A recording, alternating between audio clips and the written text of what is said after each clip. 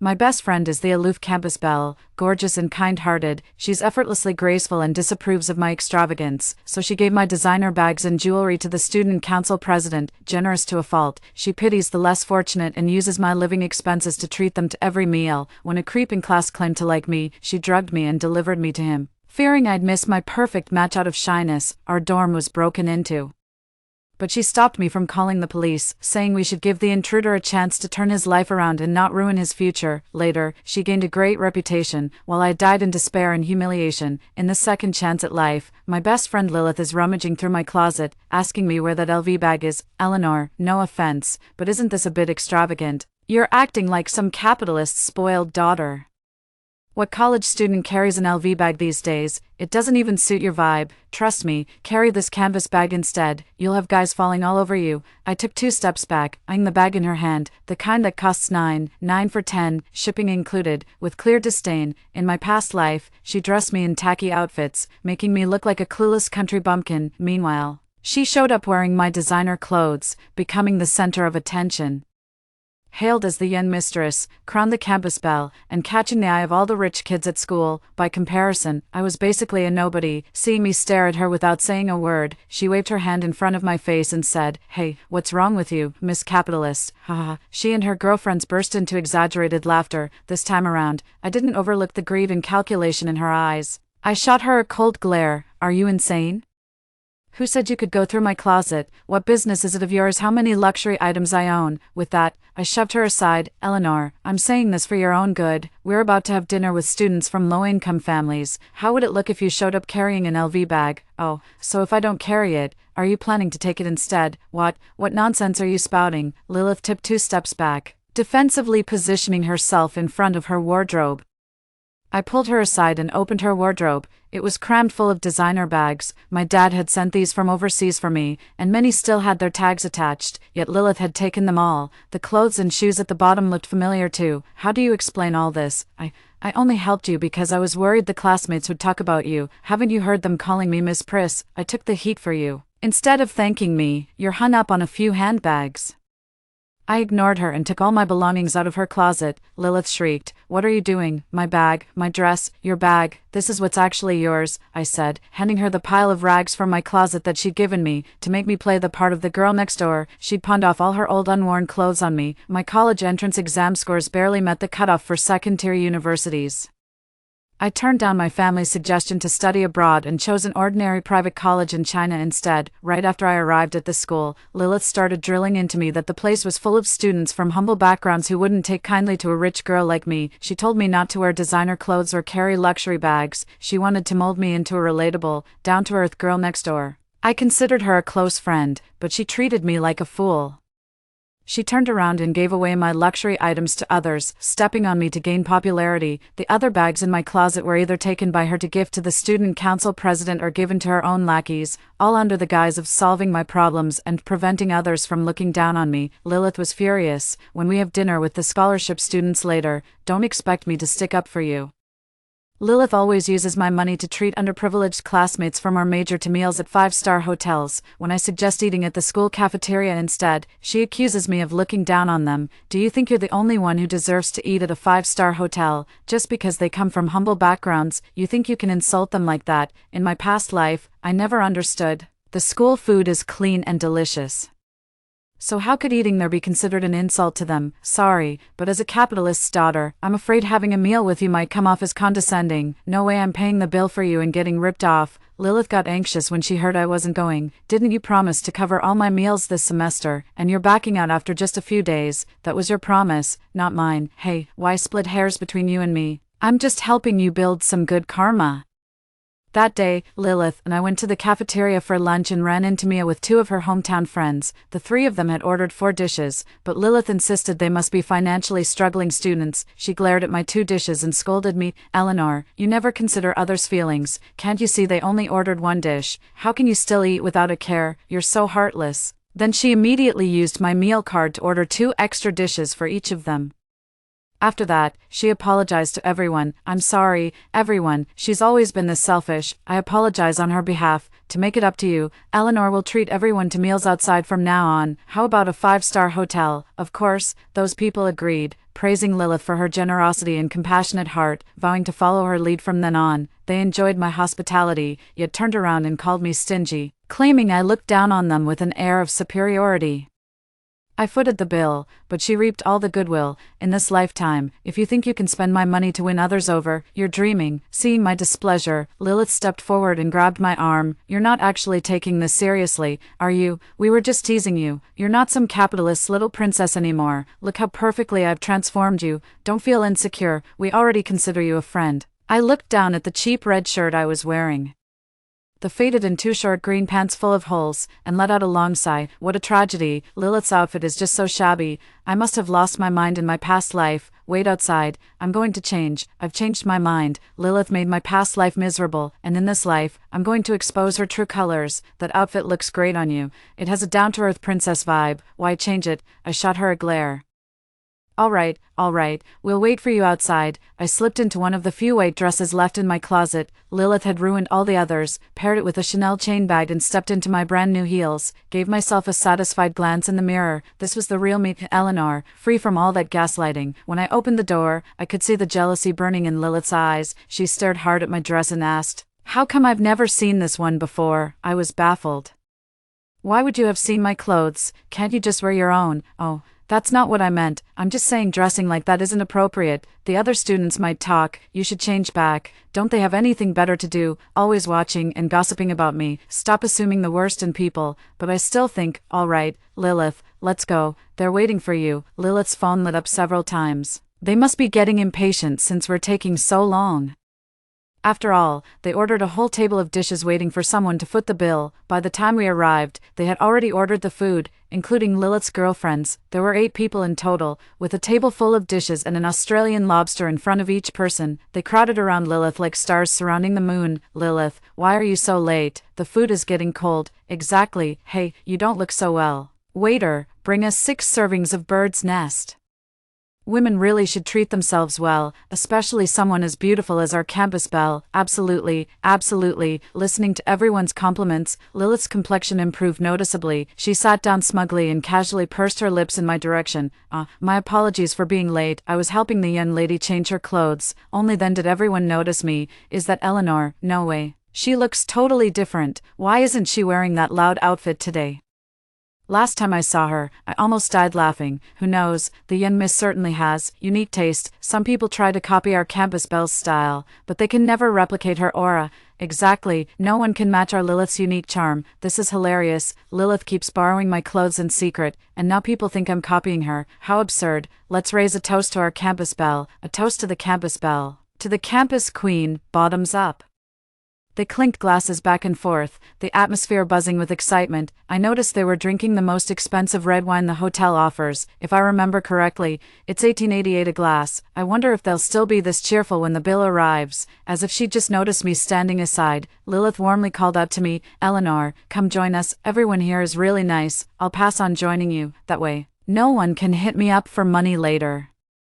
Lilith said apologetically to everyone, "I'm sorry, maybe Eleanor still looks down on everyone deep down. I'll definitely talk to her again when I get back. I'll make sure she accepts all of you." The moment I said that, everyone who already had a poor impression of me looked at me with even more disdain. Who does she think she is? Just because she's got a bit of money? Honestly, there are too many wealthy people in this world without a conscience. Someone like our school belle, who treats money like dirt, is truly rare. Exactly, let's just ignore her. She's just afraid to sit at the same table as our school belle because she knows she can't compare. I sat to the side, watching their table bicker with cold detachment. After a few rounds of drinks, Lilith noticed everyone had mostly finished eating and was about to ask me to pay the bill when the server knocked and entered. "May I ask which one of you is Miss Lilith?" The group pointed uncertainly toward Lilith.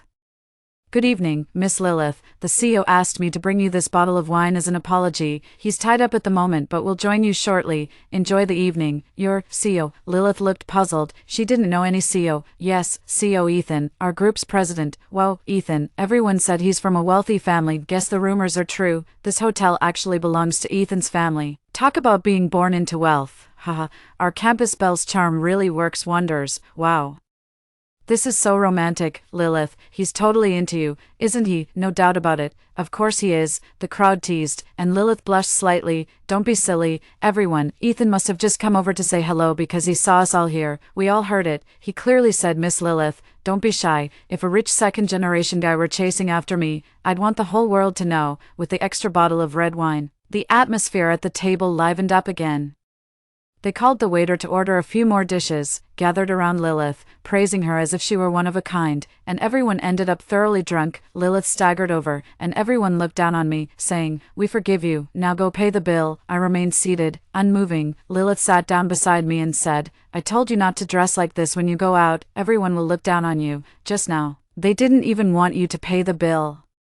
I had to talk them into agreeing to keep having meals with you in the future. All right, everyone's exhausted, you'd better get going now. I rolled my eyes at her. Who did she think she was? Seriously, are you drunk? You had your fill and now you want someone else to foot the bill. Lilith stared at me in disbelief. Eleanor, but you're the one who invited everyone out. You're not backing out now, are you? Lilith's dramatic outburst drew the attention of the other classmates, and they quickly gathered around to confront me. If it weren't for Lilith, we wouldn't have bothered showing up. Exactly, without Lilith, who'd want to have dinner with you? I said coolly. Perfect, I don't want to eat with deadbeats either. So, who invited you? They exchanged glances. Lilith did. Exactly, whoever made the plans should be the one to handle it. They protested anxiously, but Lilith said you were treating us to dinner.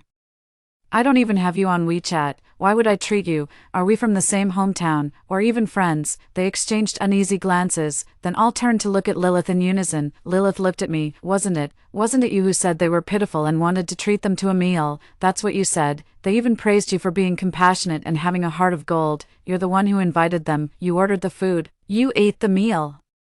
You drank all the wine, and now when the bill comes, you remember me. How dare you have the nerve? You really take me for a fool. It's just a meal. I'll pay for it myself. I'm not stingy like you. Stop looking down on people. Then she called the waiter and said, Check, please.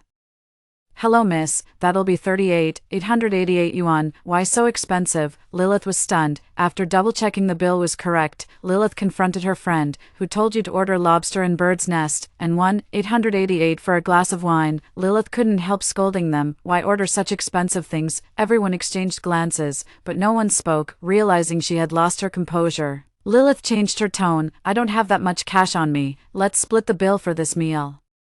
Everyone was upset hearing this. If you hadn't invited us out, who would come to a fancy hotel like this? You insisted on taking us to dinner, and now you expect us to pay. Amid the commotion, Ethan walked in. So sorry, I got held up with something earlier. My apologies to everyone. He said everyone, but his eyes were fixed on Lilith. Lilith had tears in her eyes, looking like a stubborn, delicate flower. Ethan was at a loss. Did something go wrong? Everyone started talking over each other.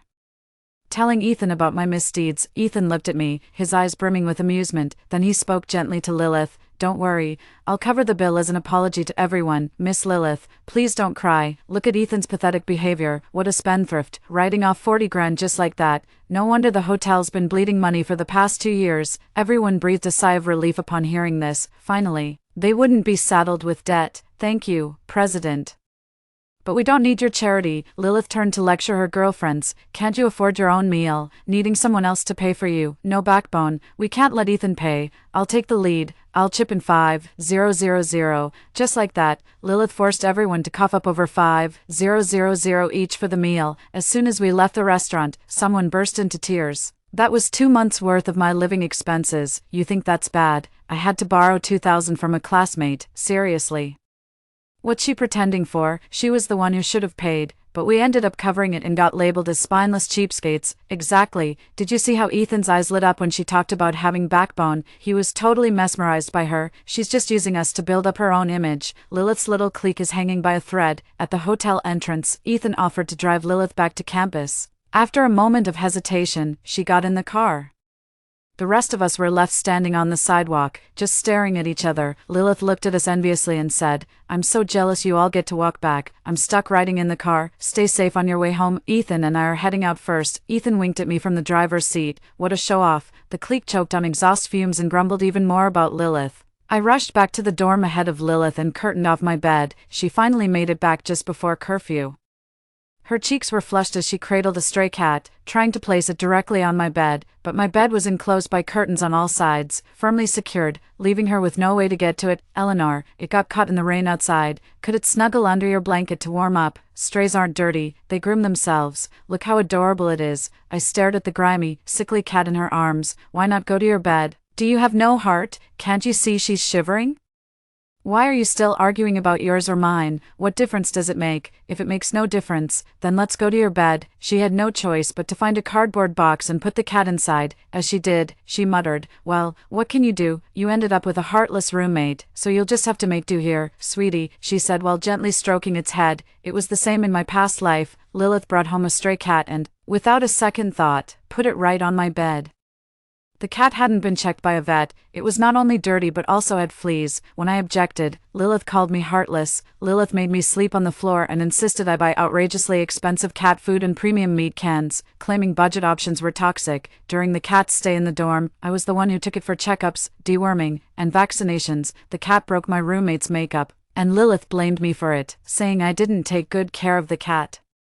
That ungrateful thing even bites me every time I feed it. My arm was bleeding badly from its bites. Lilith held the cat and laughed, saying, "The cat's good, you're the bad one." So I secured the bed in advance to guard against her. When Lilith came back from washing up and was about to get into bed, she realized the cat was missing from the box. After searching for a long time with no luck, she asked her two other roommates, but both said they hadn't seen it. Suddenly, a faint meow came from her bed. Lilith was horrified, rushed over, threw the cat off the bed, and screamed at it, "That's disgusting. How dare you get on my bed?" The terrified kitten scrambled around in panic, leaving yellow stains wherever it went, and an indescribable smell filled the dorm room. It fled onto the desk, shattered Lilith's makeup, then leaped down and knocked over a roommate's clothes rack. Crash. The dorm room was a complete mess. Lilith stared at her shattered makeup, furious, and lunged to grab the cat. The kitten wasn't about to let her catch it. Seizing an opening, it leaped up and clamped down on her finger, refusing to let go no matter how hard Lilith shook her hand. In a fit of rage, Lilith slammed the cat to the floor. The kitten was badly hurt when she threw it down, struggling briefly before going still. Lilith's hand was bitten and dripping with blood. She turned on me angrily. "Are you happy now?" I couldn't make sense of her twisted logic.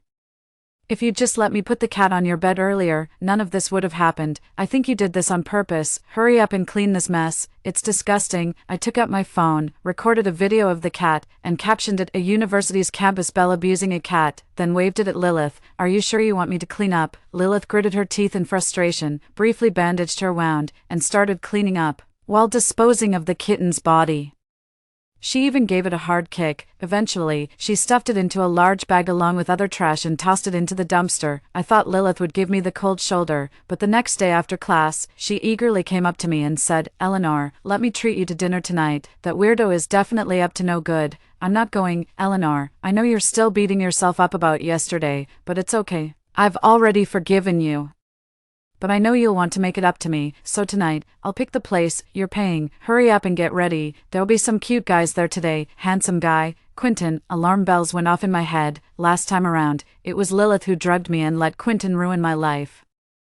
Quentin was a notorious guy in our major, infamous since the day he started college. It was still pretty hot in September, and some helpful seniors were assisting with moving luggage. When it was Quentin's turn, they all took a step back because he reeked of a foul, unwashed stench, like he hadn't showered for at least a month, so no one helped him with his luggage. Quentin claimed the seniors were ostracizing him out of jealousy for his unique masculine charm. The thing is, he's short, unattractive, and has a personal odor that hits you from 3 meters away. No idea where he gets his confidence. Every day, he shows up to class with a messy bird's nest of hair, and even the teachers find it hard to watch. His roommates couldn't stand him and kept reporting him to the dorm supervisor. Despite multiple warnings, he continued his selfish behavior. The roommates eventually gave up and moved out one by one. That's why he always kept to himself.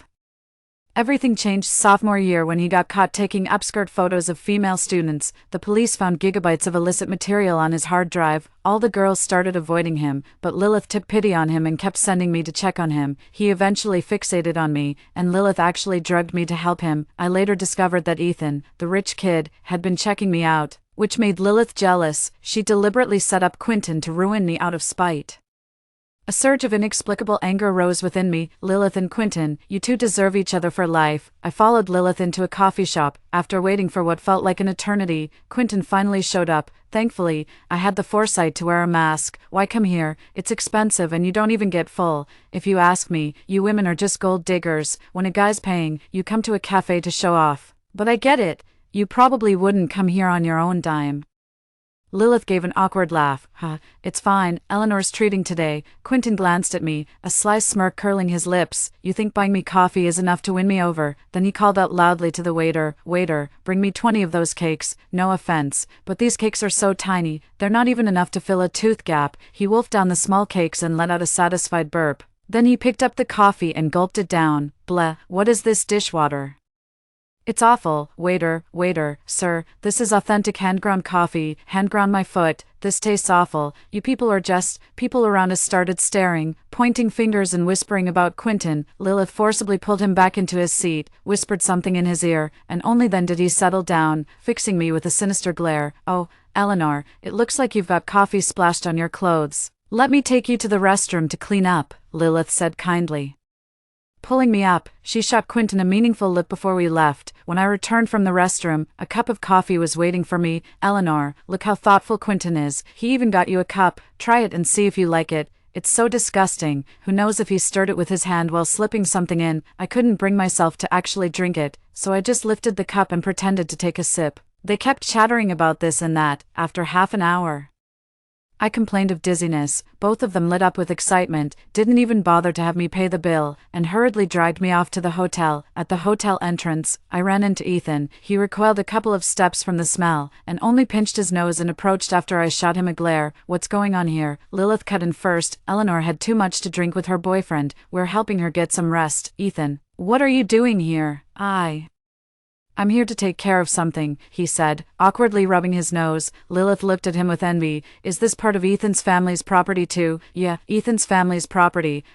It's nothing special. I'm actually staying here tonight too. Just put your friend in the room next to mine. Lilith shot me a resentful glare. After dropping me off at room 2206, Lilith lingered and wouldn't leave, pestering Ethan with all sorts of questions, asking which room he was staying in.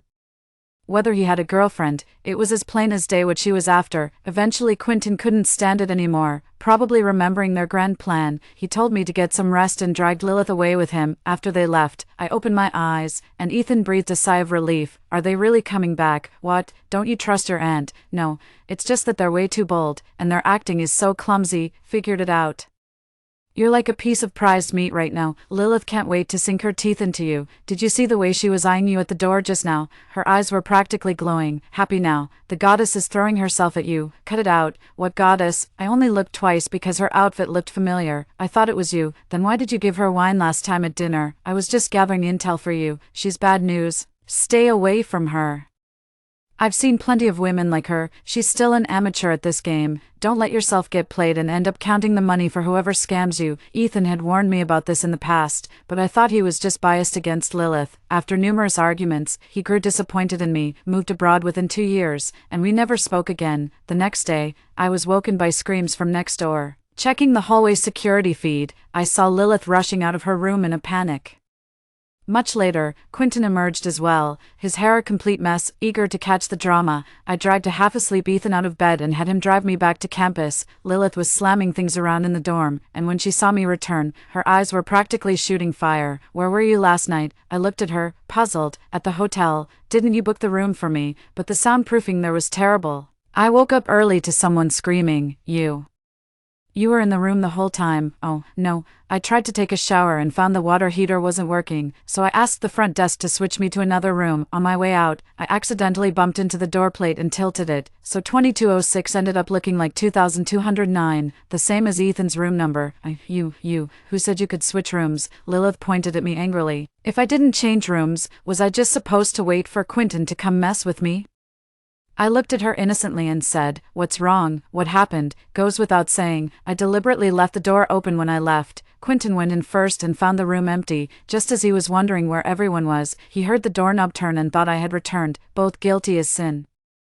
Neither spoke a word, and they hastily got down to business. Serves you right. Hoist with your own petard. You've made your bed, now lie in it. Lilith cried in bed for what felt like ages, smashing anything within reach, whether it deserved it or not, before finally swallowing her anger in silence. But not everyone saw it that way. Quentin bragged to everyone that Lilith was his girlfriend, when no one believed him. He spilled every detail of what happened between them at the hotel. Quentin was always a social outcast that nobody paid attention to, until suddenly rumors started swirling about him and the aloof campus beauty, and they were anything but innocent. As the crowd grew, Quentin basked in the attention, spinning wilder and wilder tales. He claimed the beauty was wrapped around his finger and promised to set her up with his buddy someday. Lilith was so upset that she cried in her dorm room every day.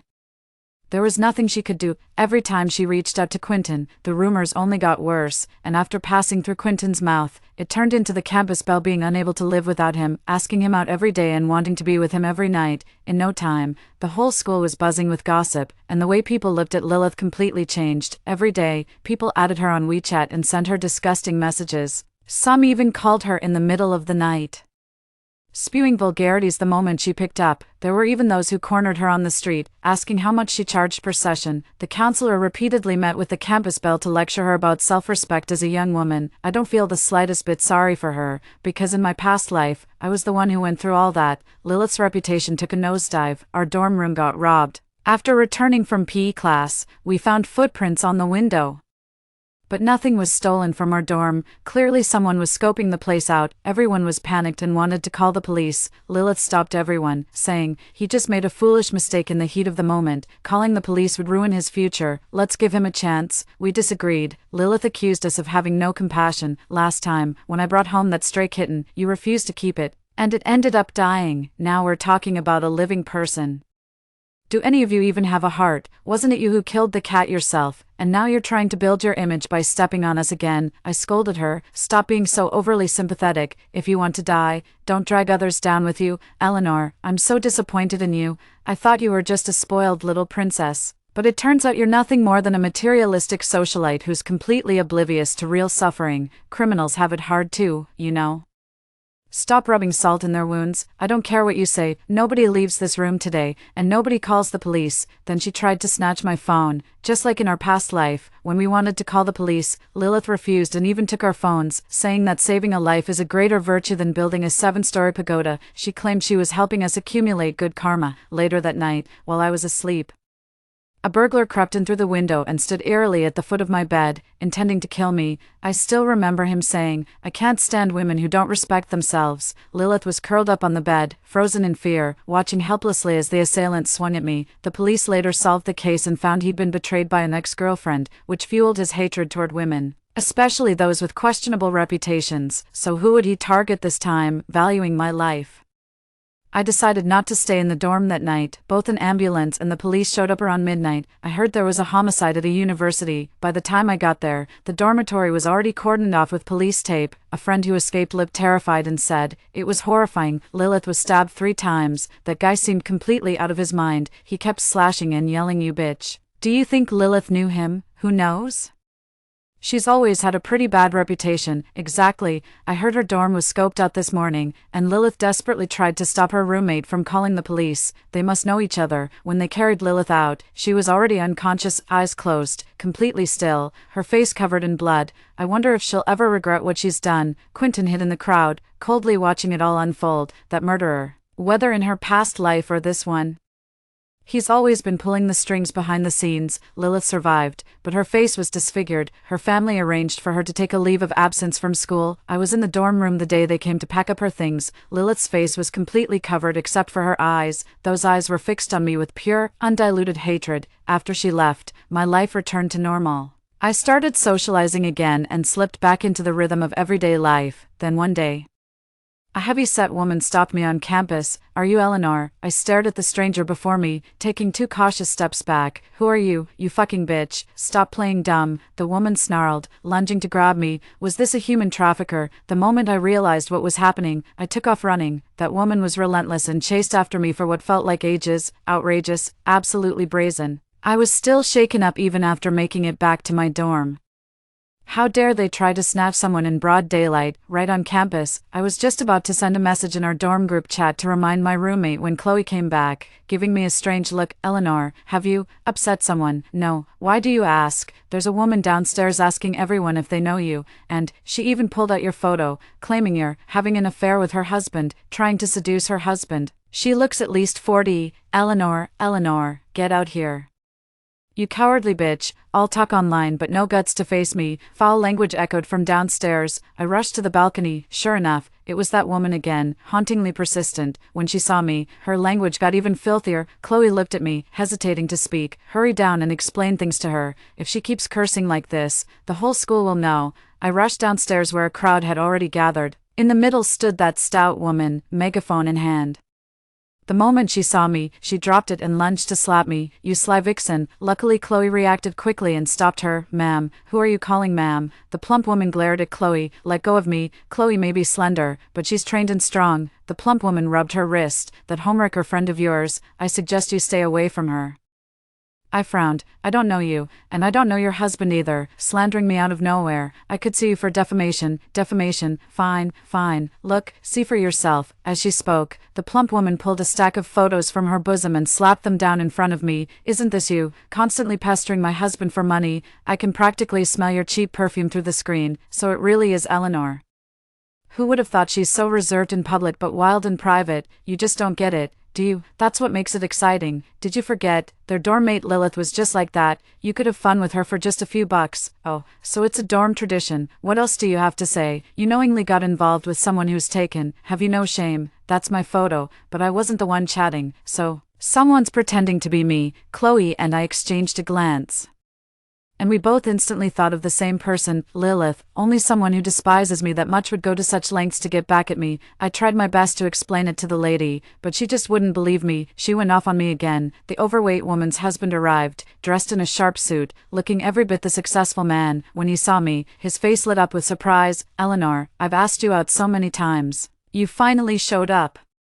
You're even more beautiful in person than in your photos, the overweight woman snapped. You shameless jerk, flirting right in front of me. Then she clawed at his face, leaving a few scratches. You vicious shrew. I'll divorce you sooner or later. All right, everyone settle down. The officer approached with a pen in hand. Mr. Patrick, we called you in to discuss the case. Your wife mentioned that Eleanor asked you for 400,000 online. Is that true, Mr. Patrick gazed at me dreamily. Well, yes.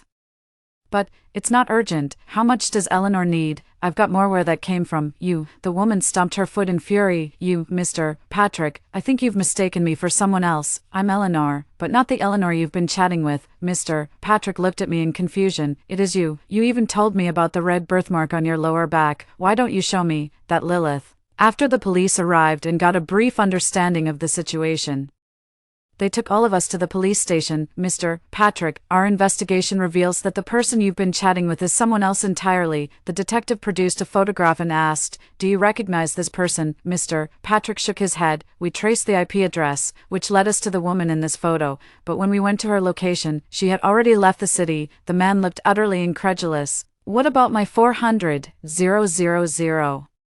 We're already tracking it and will notify you as soon as we have updates. Mr. Patrick gave me a regretful look, but just as he was about to say something, his wife pulled him away. The police warned me to stay alert, as Lilith might try to harm me again, so I started sticking with Chloe everywhere, classes, meals, you name it, and never dared to go anywhere alone. Even so, rumors started spreading like wildfire. That day, while I was in the dorm, Chloe suddenly called me. Eleanor, are you in your room? Don't come out, I'm on my way back. 10 minutes later, Chloe rushed back, out of breath, and cautiously asked me, Have you seen the campus forum? Puzzled, I opened my phone and saw a new anonymous post pinned to the top of the campus forum titled The Years Eleanor Was Kept, followed by a blazing hot tag. The post accused me of being a habitual homewrecker, seducing other girls' boyfriends at school, and included a photo of me getting out of Ethan's luxury car. It claimed I dated wealthy men for money, got confronted and beaten by one of their wives, and suggested all the luxury bags I carried year-round were gifts from sugar daddies. The post was published last night and quickly gained massive attention and discussion, racking up over 3,000 comments overnight.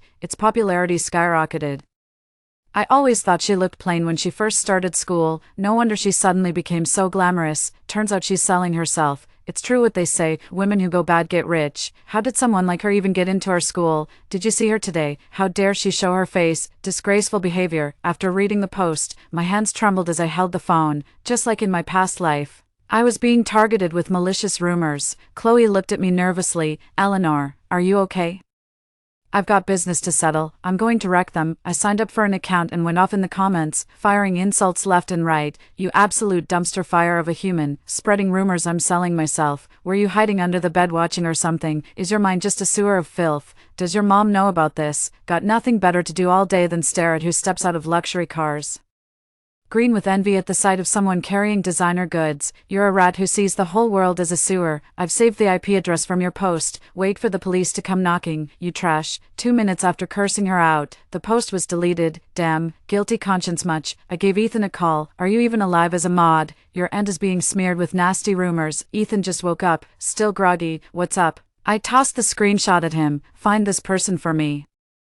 Or your dad's cutting off your credit card. Okay, your highness, I'm on it. 10 minutes later, I got a WeChat from Ethan. Come to the advisor's office. We found him. The moment I saw Sasha, I was completely stunned. In the dorm, she kept everyone at arm's length, and I always thought she was just slow to warm up to people. Turns out, she simply looked down on me. Why? I asked her, you're the one who ruined Lilith's life. Isn't that the truth?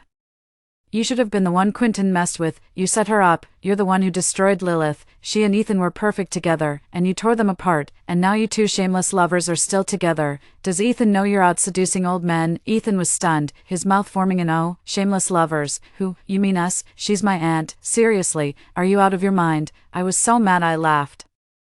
I'm just riding in my nephew's car. How does that make us some sleazy couple? Those two aren't even officially together yet. How is it that I'm stealing her boyfriend? Lilith tried to harm someone and ended up trapping herself, and you're blaming me. Sasha didn't believe it. No way, Lilith clearly said. I shook my head, not the sharpest tool in the shed, just being used as someone else's pawn. The counselor tried to smooth things over. All right. As long as the misunderstanding is cleared up, it's getting late, you should head back. I called the police. What did you say? The counselor nearly jumped out of his seat. She slandered me. If I don't report this, everyone will think I have something to hide. But you can't just ignore the school's reputation, the advisor exclaimed, pacing anxiously. The police took Sasha away. In just 1 month, officers had visited the campus twice, both times for incidents in our department. The advisor knocked on the dean's office door with a grimace. My father returned to the country. He had his secretary deliver a dress to me. The chairman mentioned there's a cocktail party tonight, very casual, nothing business related. He thought you might like to come and unwind. He also mentioned that since you're single, there will be quite a few eligible bachelors at the event. That cheeky old man, I'll pick you up tonight. Then, the secretary dashed off in a flash. I remember in my past life, after being disfigured, I fell into depression and jumped off a building. My once dashing father turned gray overnight. He wanted to confront Lilith for answers, but was framed and sent to prison. In this life, I won't let anyone hurt him again. I put on a new dress, and Chloe's eyes lit up. Wow, Eleanor, you look stunning. At the entrance of the banquet hall, I had just stepped out of the car when I ran into Lucas. He was leaning against a black stretch limousine, clearly waiting for someone. Lucas is a legend at our school. A business prodigy who built a multi-million-dollar empire at a young age. Now the hottest rising star in a city's business scene. Lucas obviously spotted me too. Eleanor, is that you? Hi, senior. Yes, it's me. You've really blossomed into such a beauty. You're quite the gentleman, senior. Lucas, a car pulled up beside us, and out stepped an utterly captivating woman. She loosely linked arms with Lucas, giving me a once-over before saying, no wonder you didn't wait for me. You found yourself a new little sister. Lucas chuckled. What nonsense. This is my schoolmate. The woman extended her hand to me. Hello, I'm Queenie. Hello, Eleanor. All right, Lucas, let's head inside. It's freezing out here. You guys go ahead. I'm waiting for someone. Eleanor and I will go on ahead then. With that, Queenie enthusiastically grabbed my arm. Once out of Lucas's sight, she let go of my hand with disgust, shifting away as if I were something filthy. Wow. Talk about a quick change of attitude. Lucas is mine. Don't even think about making a move on him. Just then, Lucas walked in with a portly, balding man. Queenie hurried over and said, Mr. Orson, we've been waiting for you. Mr. Orson leered at her. Miss Queenie, have you missed me? Ugh, Lucas is still here. Haha, Lucas won't mind. Will he? Lucas remained expressionless. Of course, your fondness for Queenie is her honor. It seems this Queenie isn't just Lucas's plus one. Mr. Orson suddenly noticed me standing nearby. His eyes lighting up. is this young lady also with Lucas? I quickly stepped aside. Yikes, keep your distance, creep. The party's about to start and my father still hasn't arrived. I'm bored out of my mind. That balding guy came over again. Would Miss Eleanor do me the honor of having a drink with me? I looked at him and thought about what my dad said. There are so many great guys at the party. Has he been abroad for too long? His taste must be seriously warped. I don't drink. Well then. Miss Eleanor, would you be interested in? The balding man moved closer, his hand inching toward me. I shot to my feet and was about to leave when Queenie appeared behind me. Mr. Orson is a wealthy businessman from Hong Kong. Care to consider it? Miss Eleanor, consider my foot. You're in this mess yourself and now you're trying to drag me down with you. You should seize the opportunity, Miss Queenie. I won't be getting involved in this. The bald man refused to let me leave. And just as tensions were rising, Lucas showed up. Mr. Orson, Eleanor is my junior. Why bother holding a grudge against a young lady? If she's offended you in any way, I sincerely apologize on her behalf. He then leaned in and whispered something into Mr. Orson's ear. The two muttered back and forth, and the look Orson gave me sent chills down my spine. Lucas then pulled me aside. I'm sorry you had to go through that, Mr. Orson is one of our investors. We can't afford to upset him. Please accept my apology on his behalf. Then he picked up a glass from the tray nearby and handed it to me. Remembering how he had just bailed me out, I took the glass and took a small sip. He then called over Queenie. Queenie, stay here with Eleanor and make sure nothing like that happens again. Queenie reluctantly agreed. My head feels heavy and foggy. Since my father hasn't arrived yet, I'm going to call the driver to take me home. The moment I stood up, a waiter bumped into me from behind, spilling all the red wine from his tray onto me. Queenie, hurry up and accompany Miss Eleanor to change her clothes. In the hotel corridor, the chilly breeze snapped me back to clarity. When I stood up, I made sure to look around. There was absolutely no one nearby. How did that waiter suddenly appear right behind me? Besides, at events like this, the waitstaff carrying trays are highly trained professionals. They would never just bump into a guest like that. Queenie came to the banquet with Ethan, but from start to finish, her attention was fixed entirely on me. Something's not right about this. They did it on purpose. At that thought, I turned to leave, but Queenie grabbed my arm with an odd smile. Where are you going, Miss Eleanor? My unease grew deeper. I just remembered. I left something in the hall. Just then, a wave of dizziness hit me. I shook my head, trying to stay alert. The drink Lucas gave me earlier was spiked.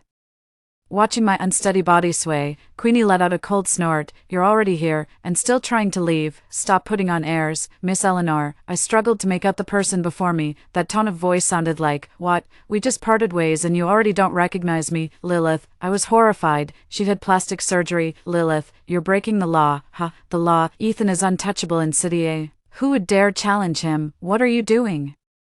That bald guy has his eyes on you. What a lucky break for you. I struggled to get up, and Lilith's figure grew increasingly blurry before my eyes. I fell into a man's embrace. Enjoy yourself, Miss Eleanor. My consciousness gradually faded until I was completely engulfed in darkness. I have no idea how much time had passed when I woke up, only to find myself still in the hotel. I jolted upright in bed. Someone changed my clothes. My mother's furious voice echoed from outside. Why did you let her come here? How could you leave her alone in this place? My father stammered. I never expected this. Is the security here really this bad? How dare they? In broad daylight. All right, if anything happens to Eleanor, I'll never forgive you. Mom gently pushed the door open. Sweetheart, you're awake. Are you feeling unwell anywhere? I looked at her, shook my head, and tears silently welled up. My dad rushed over and said, What's wrong? If you ask me, you should just play your violin here at home. Going so far away, we'd barely get to see our daughter a few times a year. In my past life, my biggest regret was not being able to see my mother before I died. My sweet baby, Mom won't go away anymore. I'll stay home and watch over Eleanor, Chairman. Zachary's anxious voice called out from outside the door. Our company's stock has been plummeting. What happened? It was doing just fine when I was at the office earlier. The media exposed your affair. Zachary's voice trailed off. I what? An affair? My father couldn't believe his ears. Well, George, so you just dumped your daughter here and went off to have fun by yourself. Tell me right now, who's that homewrecker? Oh, what homewrecker?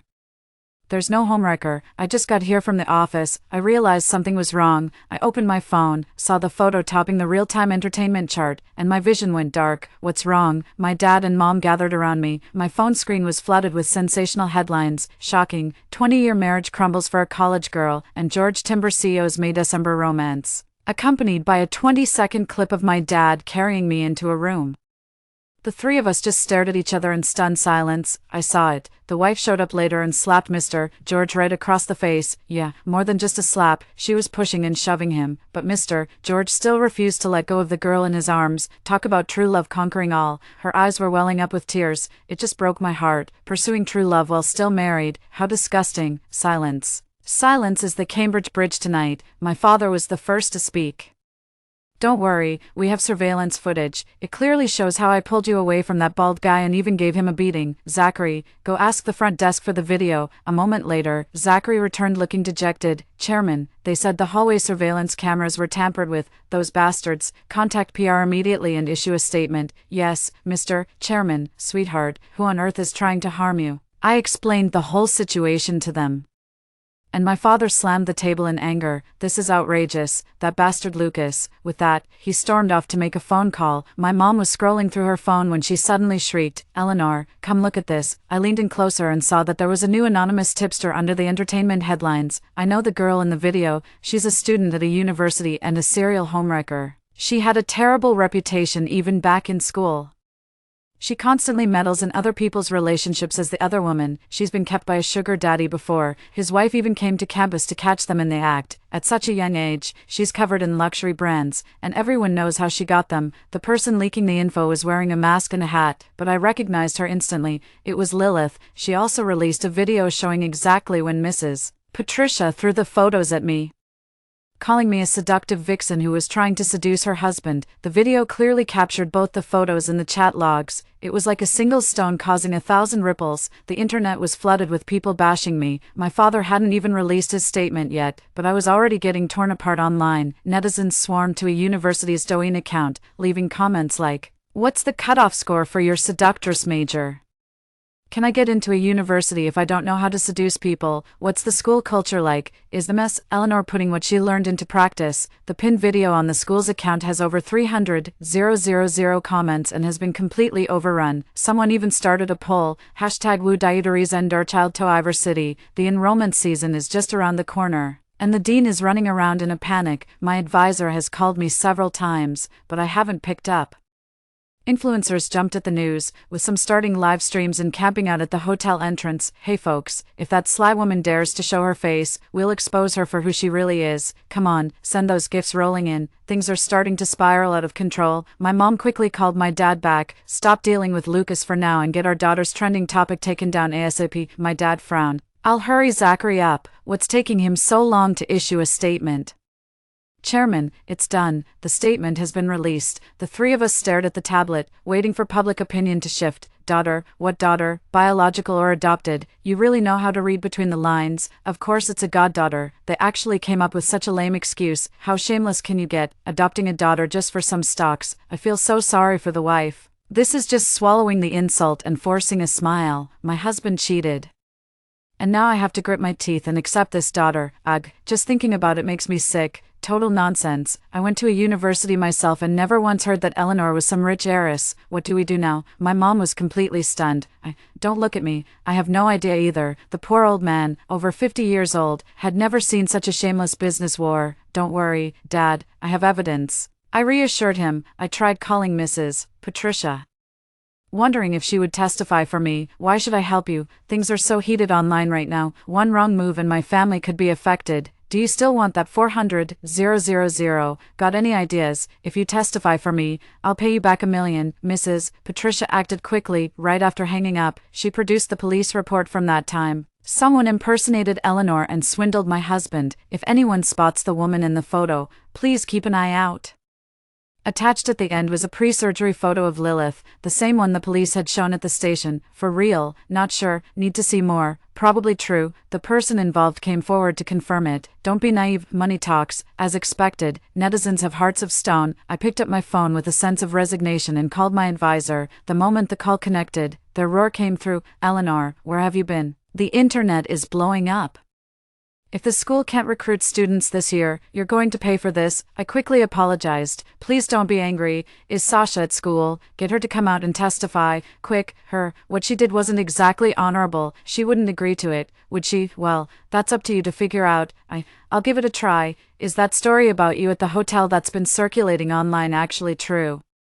No, you have to believe me, that was my dad. You better not be lying to me, this affects our school's reputation. Don't worry, he really is my dad. I swear it's true, as real as gold. I never thought I'd see the day I'd have to prove my own father is my father. After hanging up, I felt really uneasy, wondering if the advisor could actually convince Sasha. Just as I was thinking that, Ethan called. What's going on, Auntie? Why are the rumors online so ridiculous? You look just like Grandpa. Are they blind? Anyone with eyes can see we're family. I cut him off mid-ramble. We can't leave the hotel right now. And netizens don't believe my dad is actually my dad. Go to my place and grab the household register. An hour later, Ethan slipped in looking shifty. The hotel entrance is like a chaotic market right now. It's swarming with live streamers. Thank goodness their security is tight and stopped them at the gate, or they'd have chased us all the way to the room. As he spoke, he pulled the household register and a stack of photos from his pocket. Pretty clever, huh? I brought all your photos with Grandma and Grandpa, from when you were little up to now. Let's see them try to deny it this time. They might say these are photoshopped. No way. We posted our household register and group photo online, for heads huddled together staring at the tablet. Photoshopped. Fake at first glance. Ethan saw this comment and his vision went black.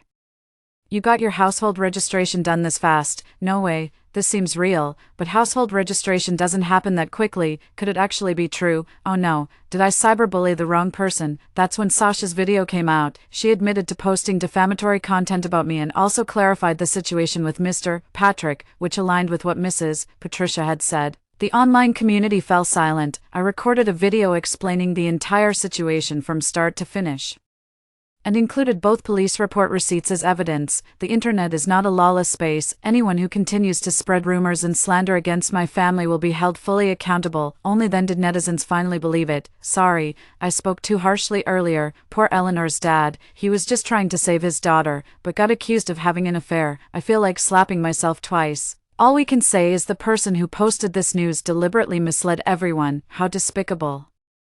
Exactly, and who is that whistleblower anyway? How dare she make baseless accusations against that young girl? University A has been on a roller coaster these past couple days too. The first video is flooded with hate comments. Even the dean would wake up at night cursing. Seriously, what's wrong with these people? Despite all the backlash, University A hasn't disabled the comments. Truly a century-old institution with class and grace. Mrs. Patricia is so kind-hearted too.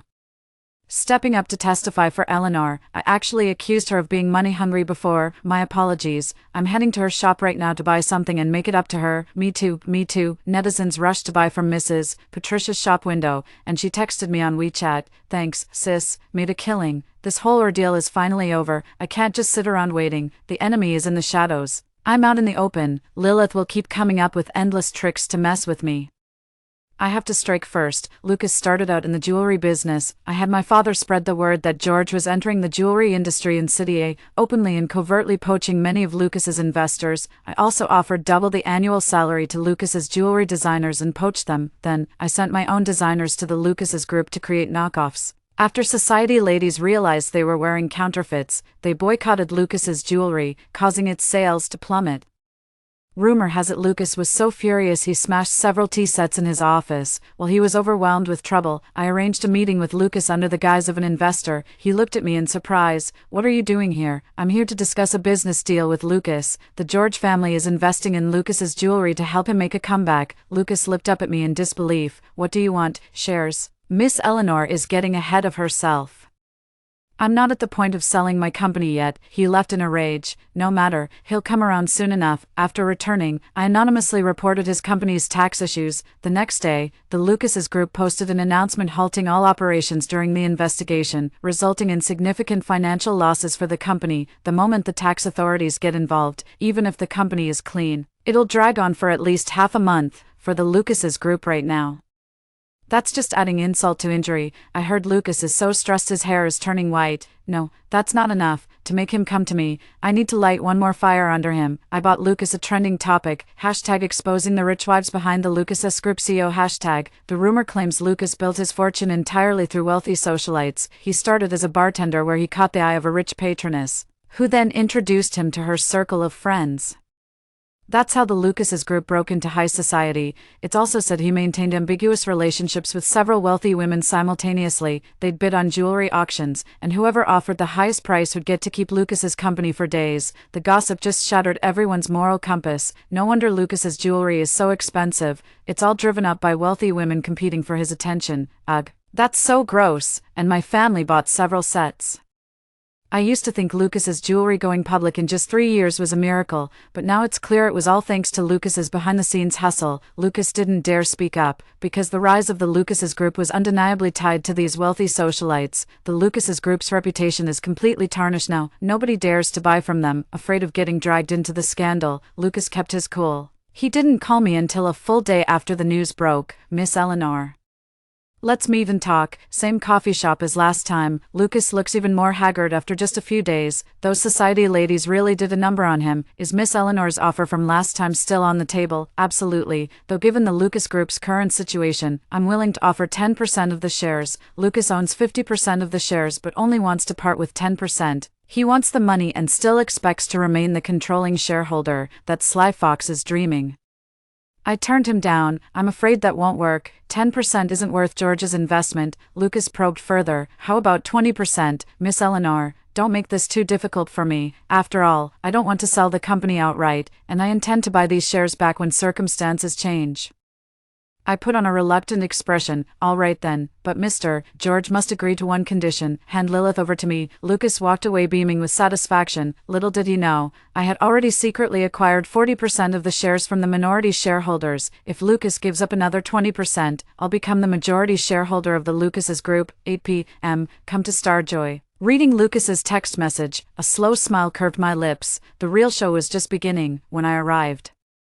Lilith was already waiting in the lobby. As soon as she saw it was me, she turned to leave. I grabbed her arm and said, "Want to sit down and talk? Why is it you? Where's Lucas?" "Him. He traded you for George's investment." "No way. I don't believe it," she said, immediately calling Lucas, but no one picked up. What did you say to him? How could he possibly abandon me? I did so much for him. You must be lying." I showed Lilith the text message Lucas sent me, convinced now.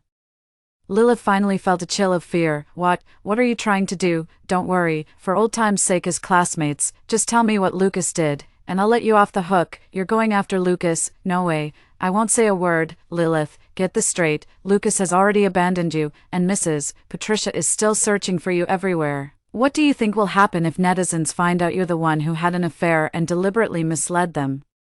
Lilith collapsed onto the sofa and remained silent for a long while.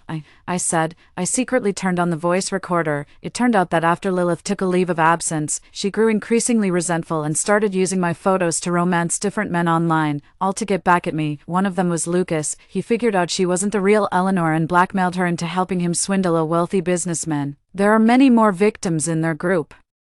Some are college students working part-time to support their studies, others are girls like me who were drugged and targeted by wealthy businessmen. They're too intimidated by Lucas's authority to speak up. I've told you everything I know. Can I leave now? I nodded. After Lilith left, I called my bodyguard and told him to tail her closely, as if I'd let her get away with what she did to me, after all the suffering she's caused. Not a chance. I contacted the girls Lilith mentioned, and they were all willing to testify. Looking at the thick stack of evidence in front of me, I smiled. Now I could finally nail Lucas for good. Once the evidence was solid, I handed it over to the police, and Lucas was quickly arrested. Lucas's jewelry, which had dominated City A for 3 years, vanished just like that, completely falling into the hands of the George family. Miss Lilith is packing her things to flee. Keep an eye on her. I'm on my way. Then I called Mrs. Patricia.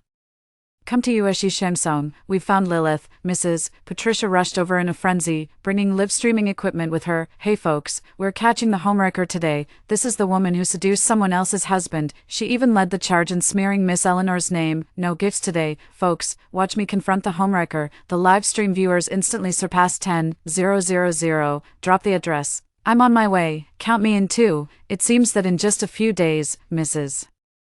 Patricia has already become quite the natural at this whole influencer thing, completely unaware of what was happening. Lilith had dressed to the nines and was sashaying downstairs, but as she reached her parking spot and was about to get into her blue BMW, she realized something was off. She turned around to find rows of phones pointed right at her. Who are you? How did you get in here? Security. Where's security? You sly vixen. Is that all you can do? Rely on men? What are you talking about? I don't even know you, don't know me, weren't you the one calling me a haggard old hag and a shrew online? How come you don't know me now? And you even encouraged my husband to divorce me and marry you. The more she thought about it, the angrier she got. Mrs. Patricia couldn't hold back and slapped her twice. Lilith covered her face, her eyes blazing with fury. You old witch, I'll fight you to the death. The two were locked in a scuffle, and Lilith was no match for Mrs. Patricia. She had already lost clumps of her hair. To make matters worse, there were plenty of bystanders egging things on. Lilith was completely overpowered by Mrs. Patricia when she spotted me in the crowd. Eleanor, help me. How bold of her. I could have easily kicked her while she was down, yet she actually expected me to save her. What a pipe dream. I shot her a cold glance and said flatly, let's not hit her. She only became a mistress and drugged girls to hand them over to wealthy businessmen. Why can't we just forgive her? Everyone grew even angrier after hearing that. Lilith frantically broke free and shook off the crowd, but as soon as she ran out of the neighborhood, she was hit by a speeding truck. The driver got out, cursing angrily. Are you blind? Trying to get yourself killed or what? Lilith stood frozen in place. Where is this place? She turned and saw me, looking as if she'd seen a ghost. Eleanor, aren't you supposed to be dead? Screw you, you're the one who's dead. What kind of twisted curse is this? Then she looked down at herself. What's wrong? I was just having my wedding with Lucas. How did I end up here? My heart sank. Lilith has been reborn. In my past life, by the time I died, she had already latched onto Lucas, and rumors were swirling that they were about to tie the knot. But maybe it's for the best. Being dethroned at the peak of her glory must have cut even deeper. Lucas, I need to find Lucas. Don't you dare touch me. I'm Mrs. Lucas. Just wait till Lucas hears about this. You're all dead. But she couldn't stand up. Her legs had been broken in the crash. I called the police. Someone in the crowd shouted, Lucas is in jail right now. Don't worry, we'll take you to see her. Haha, what a crazy woman. Who would have thought? Even after Lucas went bankrupt, someone still wants to be Mrs. Lucas.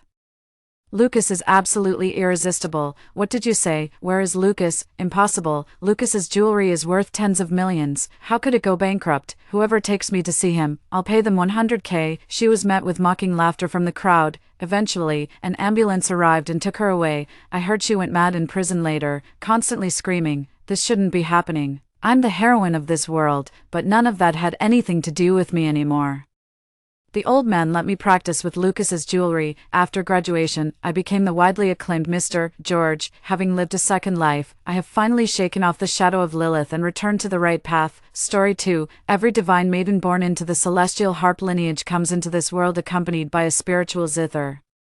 When the maiden ascends to divinity, should her playing summon the zither's spirit, the awakened instrument may ascend alongside its mistress and form an eternal bond. In my past life, I nourished the spiritual zither with my heart's blood. Upon my ascension, the instrument's soul coalesced and successfully manifested as an immortal being. On the day of our sacred pact, the 3-year drought plaguing the mortal realm ceased, and the heavenly emperor himself appeared to proclaim me the celestial harp of destiny. Just as I was rejoicing, the Guqin spirit suddenly thrust its sword toward my chest. My sister lay in his arms, laughing with uncontrollable mirth. In that moment, I realized, even when he was still the dragon-patterned Guqin, he had already been deeply in love with my sister. When I opened my eyes again, my sister had stealthily swapped my Guqin, leaving me with her charred, unusable wooden instrument.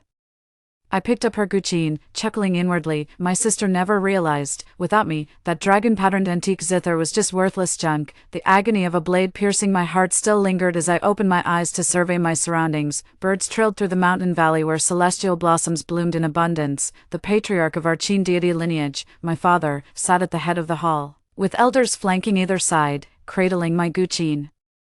I noticed the white gossamer robes reserved for ascension ceremonies clinging to my frame. This was the very scene from my apotheosis. My heart leapt. Against all odds, I'd truly been reborn. Today marks your sisterhood's ascension. Come, let me inspect your Guqins. Has the instrument's spirit manifested its true form? Before father's words fully faded, Lyra darted forward with her instrument cradled in her arms. She lifted the silk cover to reveal an ancient zither carved from crystal, its surface etched with dragon motifs. That was my zither. Peeling back my own cover, I exposed a charred corner, the scorched wooden zither that had originally belonged to Lyra. Calling this thing a zither is being generous. It's basically a charred piece of firewood. As splitting headaches brought back memories from before entering the Valley of Echoes, I recalled how Lyra had swapped my blood-forged crystal dragon zither for her practically unusable piece of kindling.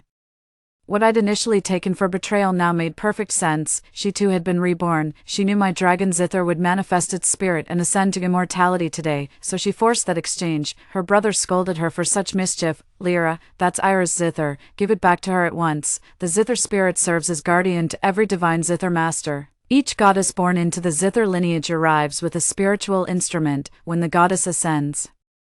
If her playing awakens the zither spirit, the spirit may ascend alongside her and form a pact, laying the foundation for future dual cultivation. Legends say dual cultivation between goddess and zither spirit accelerates divine power exponentially, with exceptional cases triggering celestial phenomena that earn the title of divine zither master. My spirit zither is an exquisite violet chain adorned with dragon motifs, while Lyra's is a charred black wooden instrument. Lyra took my spirit zither.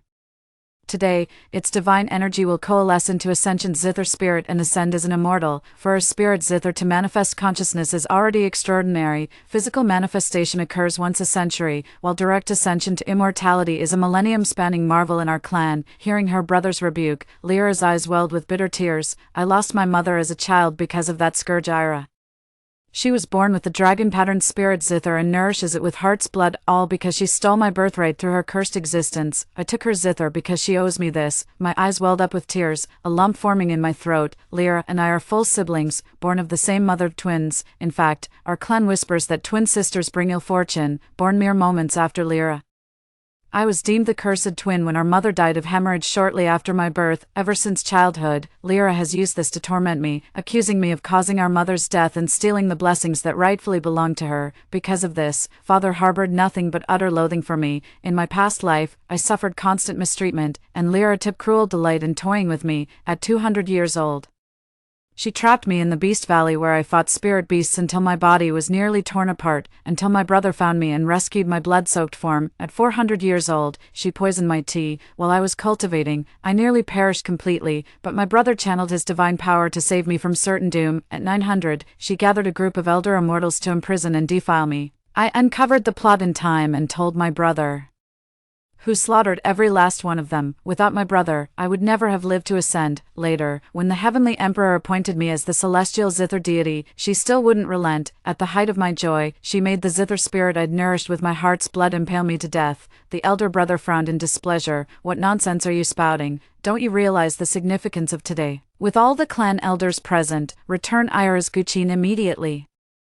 We mustn't delay her ascension ceremony. Lyra snorted coldly, ignoring her brother as she wheedled their father. Papa, I just want the dragon-engraved Guchin. Can't you make Ira give it to me, please? Their father remained silent, lost in thought without giving an immediate answer. Seeing her father's hesitation, Lyra tugged at his sleeve with tearful desperation. Ira's already prettier than me, healthier than me, more accomplished in cultivation. If she gains a Qin spirit too, won't she just overshadow me completely and bully me as she pleases? Tears streamed down her face as she continued. If Mother were still here, she'd never let me suffer like this. A cold glint flashed in Father's eyes as he stared at me. Ira, surrender your dragon-engraved Guchin to Lyra. My brother interjected urgently. Father, the spirit zither is an innate artifact of the divine harp lineage's priestesses. Moreover, Ira has nourished this dragon-patterned Guchin daily with her heart's blood, transforming it from wood into amethyst crystal. Now it even shows soul-gathering properties. After all her sacrifices, Father cut him off impatiently. Enough, she owes Lyra this debt regardless. So be it. Father's loathing runs so deep that even if I tore out my bleeding heart, he'd only see darkness. From a very young age,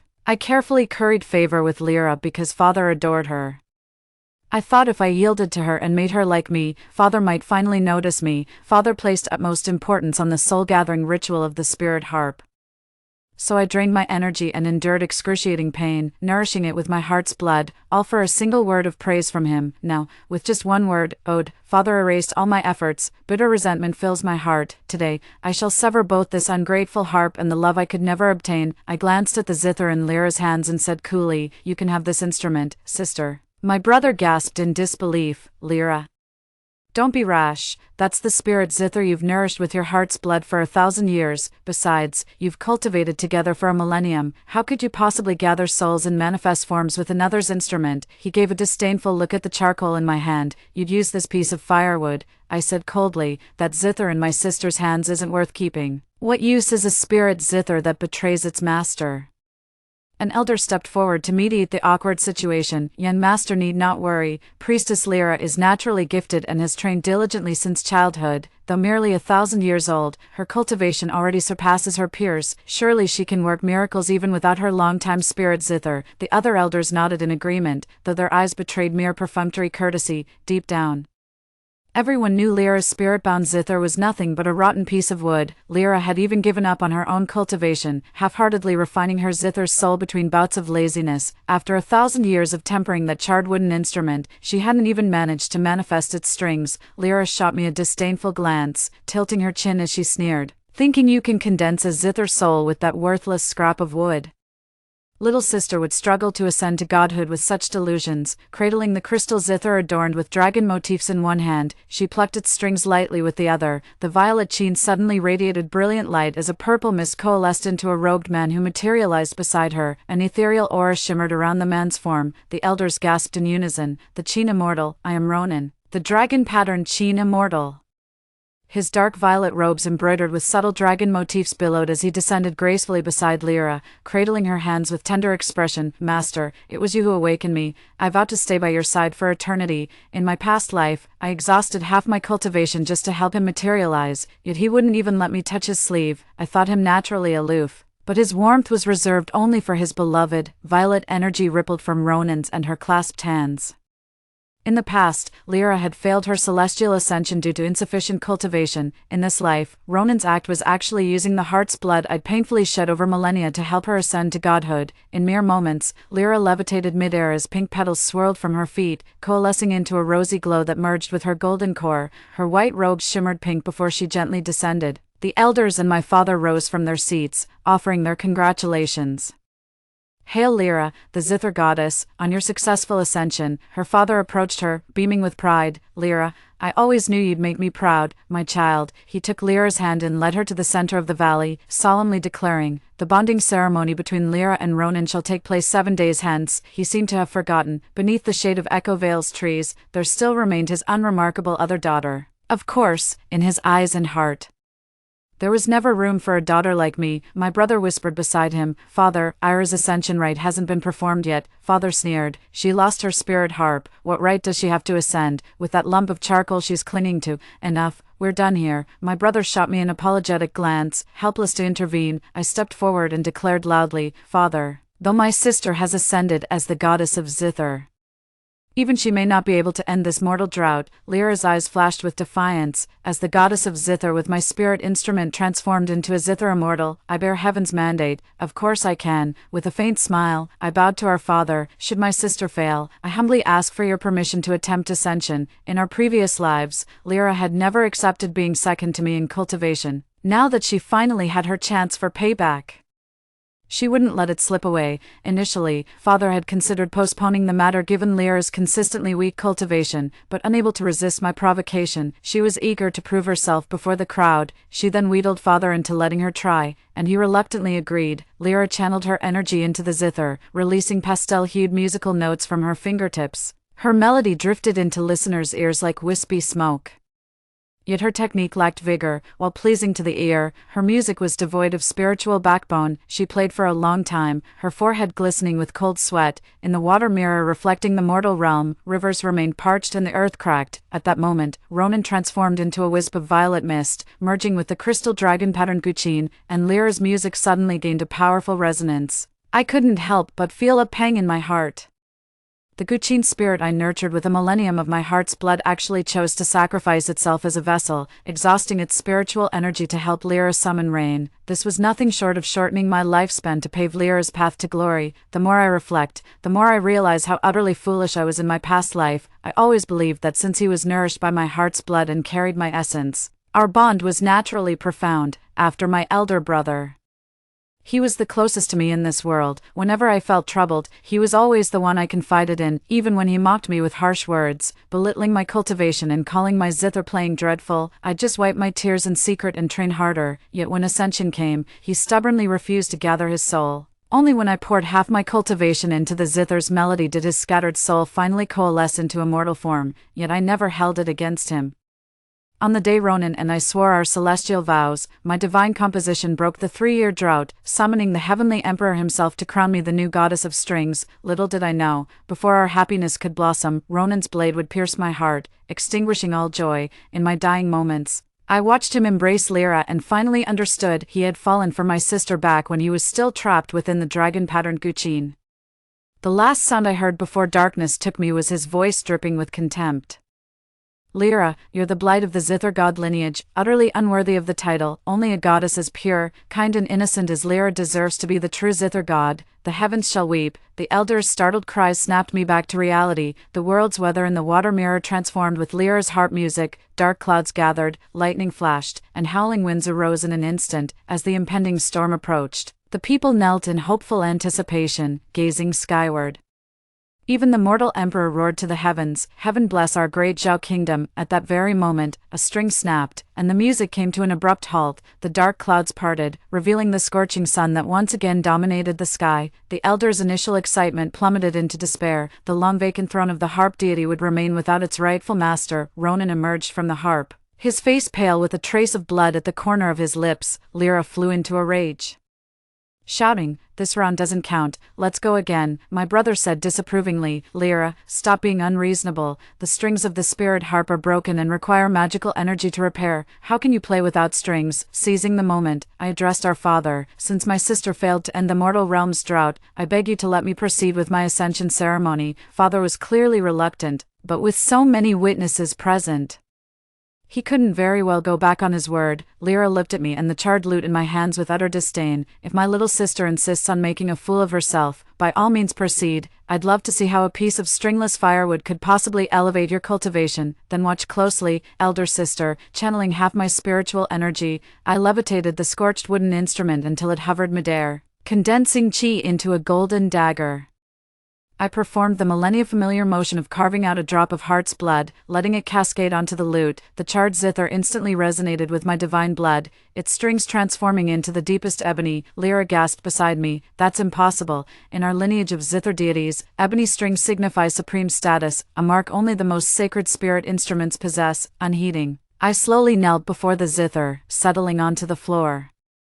My fingers danced softly across the strings, the melody flowing like mountain streams through valleys, weaving through the clouds. In the watery mirror, the scattered dark clouds in the mortal sky gathered once more, and within moments, rain poured down in torrents. The people wept and cowed out, crying out, "Heaven be praised, heaven be praised." A weightless force rose from my toes, lifting me into midair as I became enveloped in blinding golden light. Ronan's venomous voice hissed in my ear, "Ira is about to ascend, we must stop her ascension." A streak of white sword light pierced through the golden radiance. As I opened my eyes, a dark-robed man intercepted before I could act, deflecting Ronan's blade. He roared in fury, "How dare you disrupt my master's ascension?" As I touched down, my white robes transformed into a gown of pale golden brocade. He knelt on one knee. "Xander the harp spirit pays homage to my liege, though not a celestial harp master."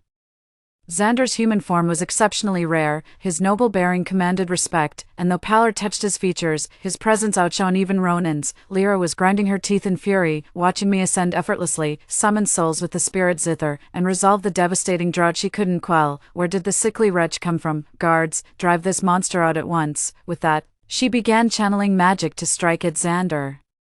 I helped Xander up and projected a defensive shield. Any murderous intent from her would rebound as self-harm. She'd been wronged but couldn't speak up, so she went crying to Father for justice. Father always took Lyra's side, and now he wanted to defend her, but I cut him off with a retort. "Sister, you borrowed another's cultivation to ascend, don't forget to polish your fundamentals."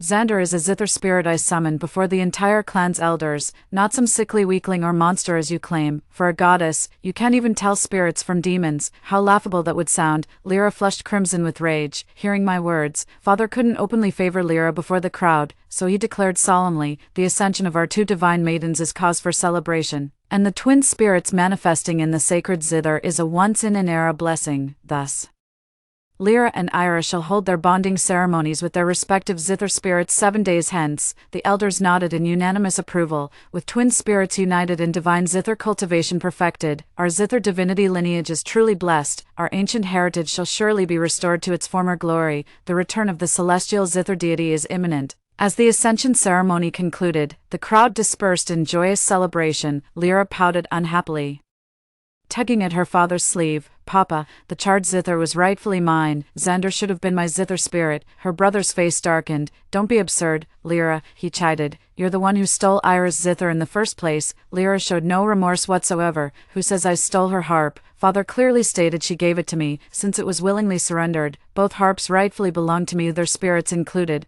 "How shameless!" Father remained silent.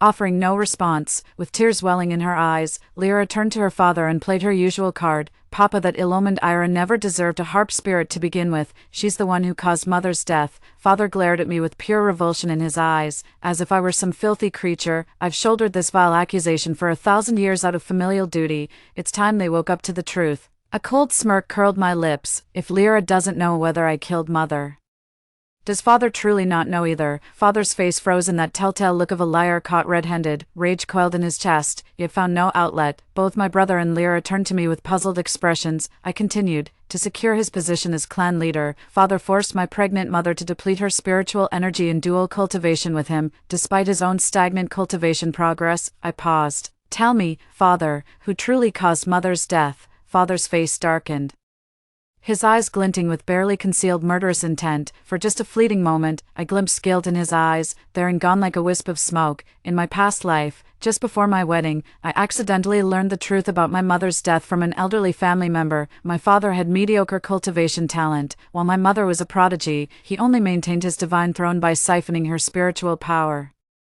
which is why the main deity of the Qin god lineage remains unclaimed to this day. Mother exhausted her spiritual energy before childbirth, which caused her fatal complications when delivering my sister and me. To bury the truth, Father spread the malicious rumor that twin sisters bring misfortune, making me the scapegoat. It was Father who killed Mother, and it was he who, to delude himself, shamelessly let Lyra bully and humiliate me." Father flew into a rage. "Ungrateful wretch," he snarled, raising his hand to strike me. Xander struck first, leaving Father's spell unfinished. His fingers froze in midair. "Xander has sworn loyalty to me alone. None of you can take him away. From now on, I won't be your puppet anymore. Mark my words." "Father, sister," I took Xander's hand and walked away without looking back. Lyra's venomous voice hissed behind me. "We'll see how long your arrogance lasts, Ira. This isn't over." My brother caught up and murmured, "I've got your back, Ira, always."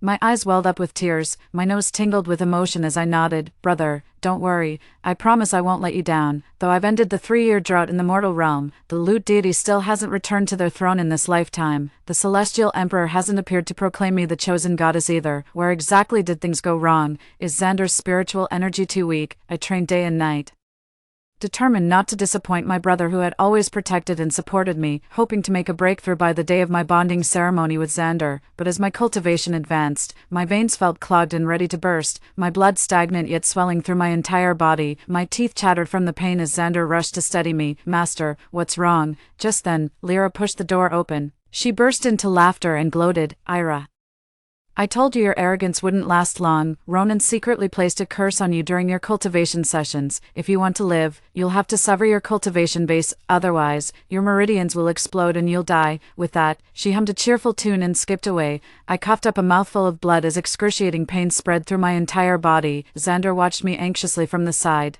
his eyes filled with genuine concern. For the first time, someone other than my brother cared for me so sincerely and wholeheartedly. I hugged him and whispered, "Don't be afraid, let's perform dual cultivation." Ancient texts mention that dual cultivation between a zither deity and spirit can miraculously cure ailments, ward off calamities, and enhance cultivation. At this point, we had nothing left to lose. I reached for his belt, undoing it with deliberate ease. His robe slipped away, revealing smooth, bare skin. Xander's face flushed crimson.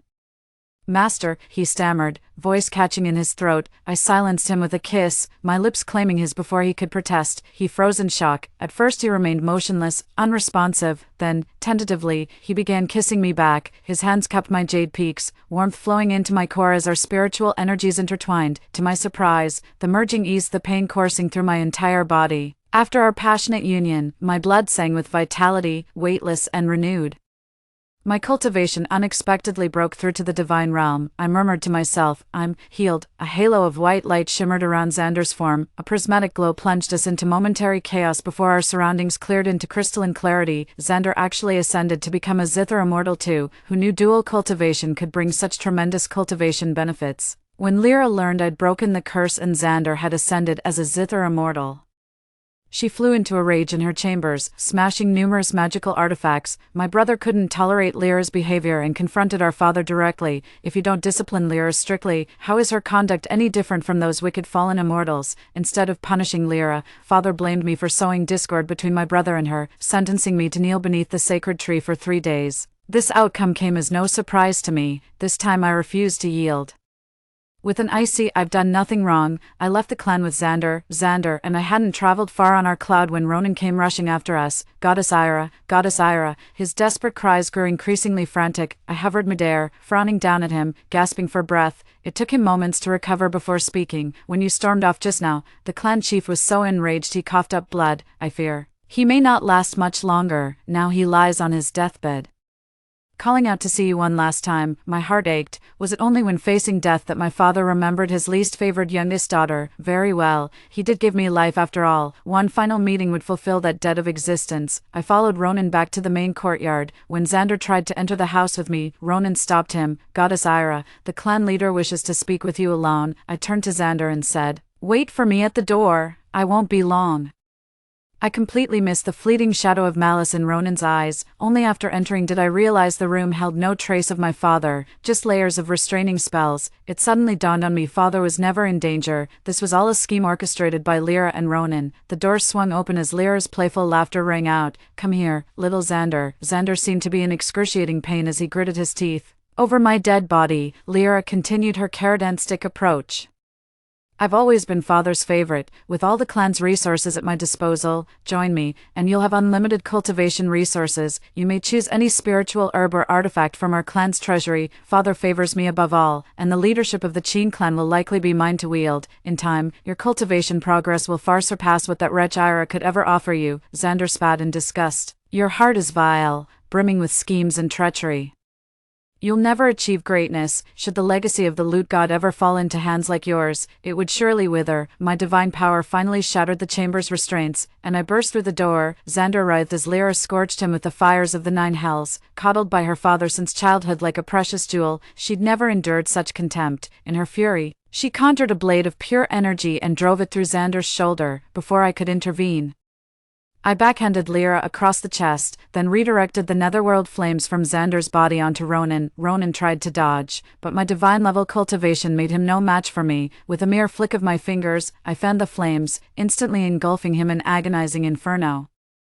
As I examined Xander's wounds, his flesh mangled beyond recognition. White-hot fury surged through my veins, yet he still whispered weakly, "Master, I'm all right." I gripped the longsword and thrust toward Lyra's shoulder blade. Ronan threw himself in the way, enduring searing flames to intercept the blade. A cold laugh echoed in my mind. Did he truly believe a millennium nourished by my heart's blood would stay my hand? Without blinking, I drove the sword through his chest, the steel emerging to pierce Lyra's shoulder. Lyra let out a pain scream. Without even glancing at her, I scooped up Xander and retreated to my chamber. Xander's injuries were severe. I'd resigned myself to his prolonged recovery, preparing for his absence at the bonding ceremony, yet after our dual cultivation, his wounds miraculously healed completely. This time he took extraordinary initiative. Afterwards, his body radiated not just white light but a dazzling prismatic glow, showing faint signs of divine ascension. A Qin spirit's cultivation potential is intrinsically tied to its spiritual instrument. That charred wooden Qin I obtained from Lyra, her lifelong companion, was practically worthless, no better than a piece of firewood. Even with the immense spiritual power of my heart's blood essence, it would be nearly impossible to boost Xander's cultivation to such heights in such a short time.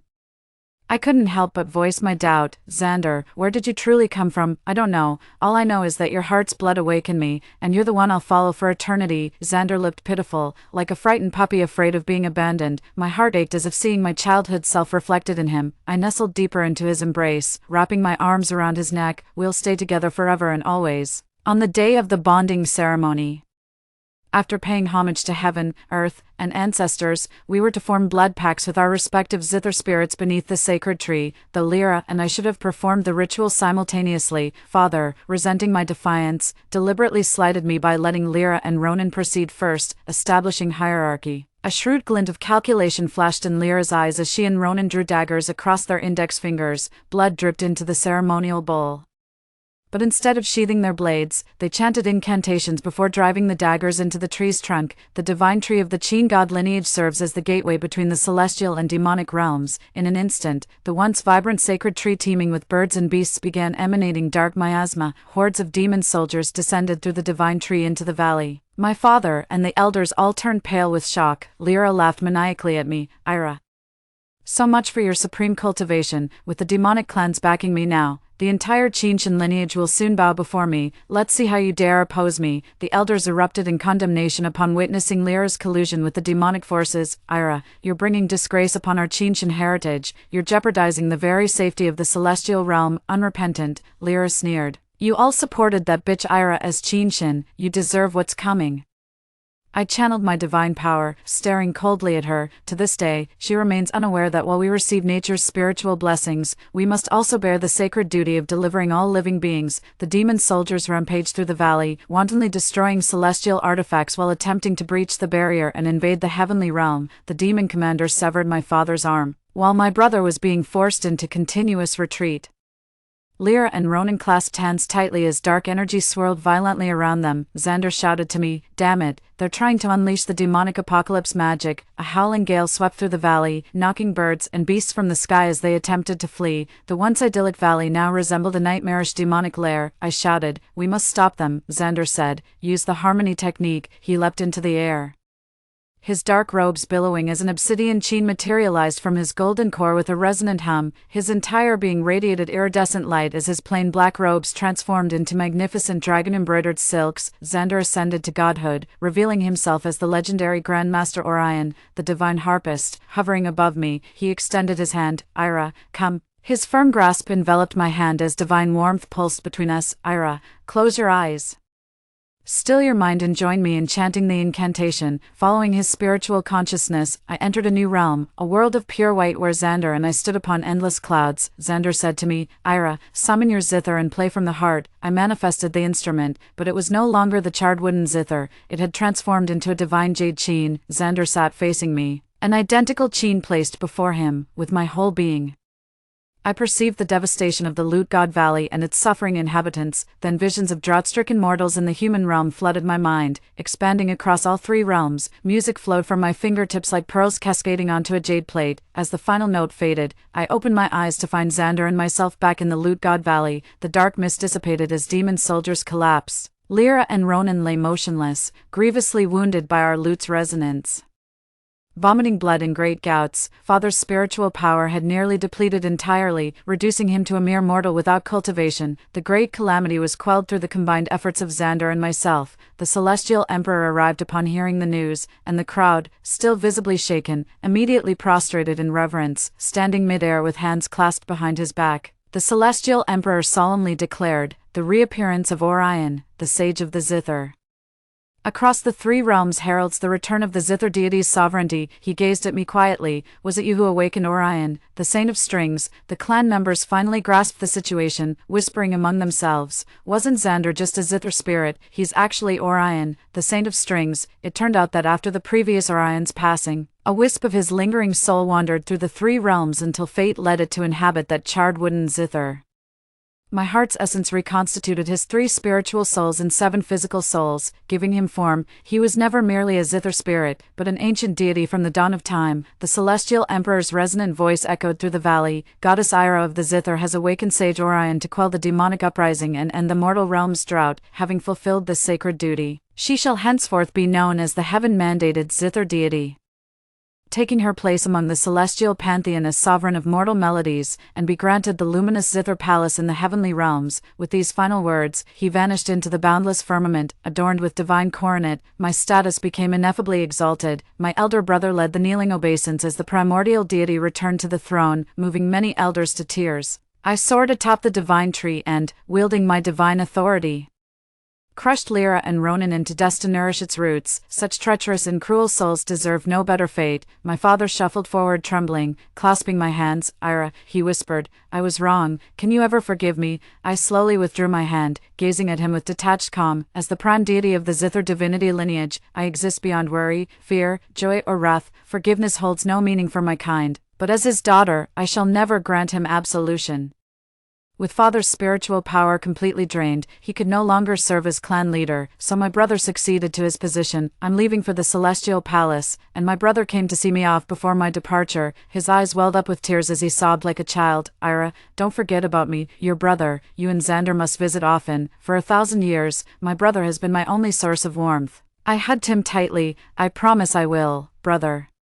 Xander and I lived in perfect harmony during our time in the Celestial Palace. 5 centuries later, we were blessed with twins. I nodded. Story 2. The end of the world has come. My boyfriend distributed the food I had stockpiled to the neighbors, pretending that he was doing a good deed. He forced me to go out to look for supplies after we ran out of food at home. Unexpectedly, when I went to look for supplies, I encountered a large group of zombies. In order to buy time to escape, he pushed me into the group of zombies and let me be devoured. When I woke up, I found myself half a month before the zombies arrived. This time, I answered my boyfriend's call and said, "Let's break up. My family wants a bride price of 1 million. You're a poor guy and can't afford it." Later, when I saw him who had already turned into a zombie, I said lightly, "How about dismembering the body?" When I opened my eyes, I saw the worried faces of my parents. "Sylvia, what's wrong?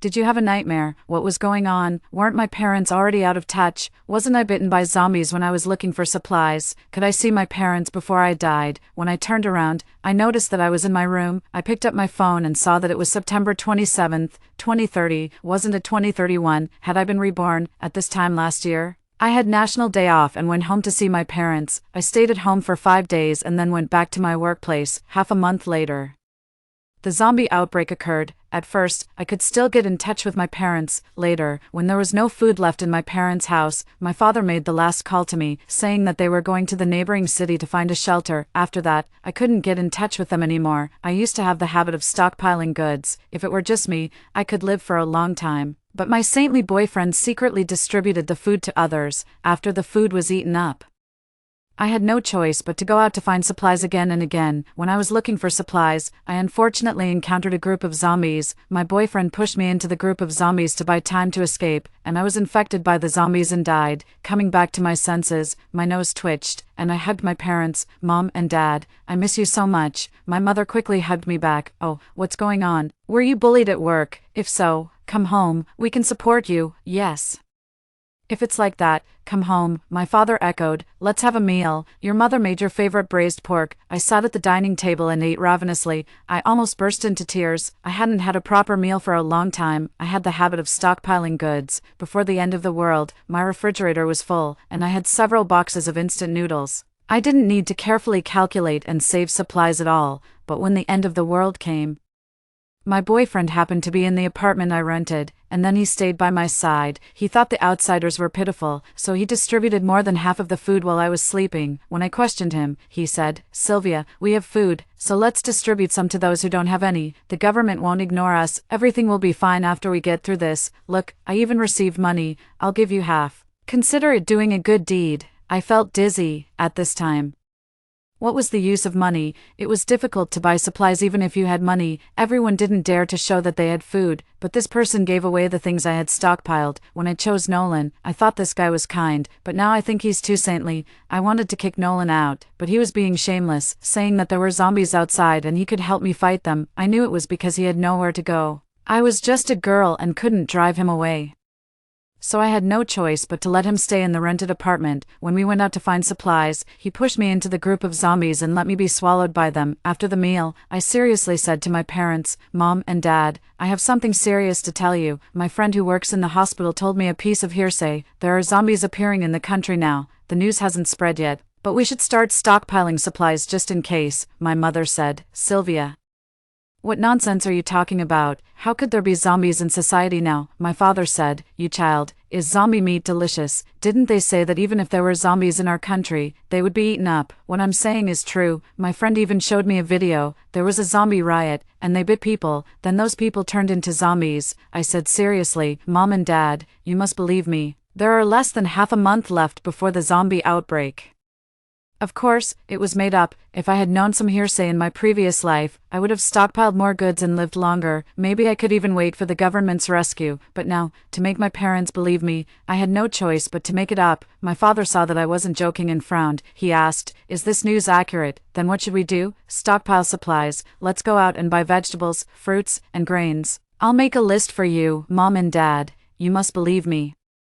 You'll know when the zombie outbreak comes. As I said this, I made a list on my phone: 1000 gene of rice, 300 gene of flour, tomatoes, chestnuts, self-heating rice, packaged bread, chocolate, cold medicine, anti-inflammatory medicine, fever-reducing medicine, alcohol, and so on. After making the list, my mother hesitated and asked me, Sylvia, isn't this too much? We can't even finish eating all these, and if they go bad, what should we do? Besides, now that the country is peaceful and the people are safe, even if we order takeout, it will arrive soon. How could we not be able to buy things, too? After the zombie outbreak in my previous life, there were few living people on the street, most people hid in their homes. No one dared to deliver takeout, and the restaurants had already closed. There were some people who formed teams to find supplies, but they were all brave people with skills. I said, it's okay, didn't you always want me to come home and stay with you? I'll resign tonight, even if there are no zombies. If I open a small supermarket near home in the future, I still need to stock up on goods. Consider this as stocking up in advance. As for the storage, don't worry. I've already ordered 2 large refrigerators. I guess the master will come to install them soon. While waiting for the master, I ordered 50 solar chargers, 3 solar generators, 50 flashlights, 2000 heating packs, 100 boxes of self-heating rice, 500 warm baby patches, 10 sets of protective clothing, and 50 boxes of sanitary napkins online. I planned to stay at home and not go out after stockpiling goods, but I still needed to prepare some protective clothing just in case. Because I bought a large quantity, I bargained with the store owner and saved some money. For the rest, I planned to buy them offline. It would be cheaper in the wholesale market. After the zombie outbreak, the water and electricity would be cut off gradually. Fortunately, I still had half a month to prepare. I posted on the internet that the zombies were coming and called on everyone to stockpile supplies quickly. Some people scolded me for spreading rumors. Some people asked me where I got the news. Some people commented that I was crazy and there were no zombies in broad daylight. I sighed. If I had heard this news before the zombies came, I would have thought the same. I informed some of my good friends and told them that something big was going to happen in half a month. They should stockpile enough food and try to go out as little as possible. Just as I finished notifying them, the master arrived. After putting the refrigerators in place, I dragged my parents to the wholesale market to buy things. We bought rice, flour, cooking oil, and other things in large quantities. My mother bargained with the store owner. Finally, we agreed on the price. Since there were so many things, I asked the store owner to deliver them to the underground parking lot of the community. We went back and forth between the parking lot and home to move the things. When my parents bought this house, they were attracted by the fact that there were only 2 households on each floor. Although it was the top floor, you needed to swipe a card to go to any floor, so it was very safe. The house next door was unoccupied. My father said that the tenant of this house had just moved out not long ago. This was good. In this way, no one would ask if they saw the supplies. If people knew we had supplies during the zombie outbreak, there would be more danger. After moving all the things, I ordered a takeout so that we could rest at home. My parents were old and didn't have enough strength. Then I discussed with my parents, Mom and Dad, we've stockpiled so many things. If the zombie outbreak really happens, we need to reinforce this door, and we should also add soundproof cotton to the house. My father patted his chest and said, leave this to me. I know the boss in this regard. It's too late today. Let him come to install it tomorrow. Okay.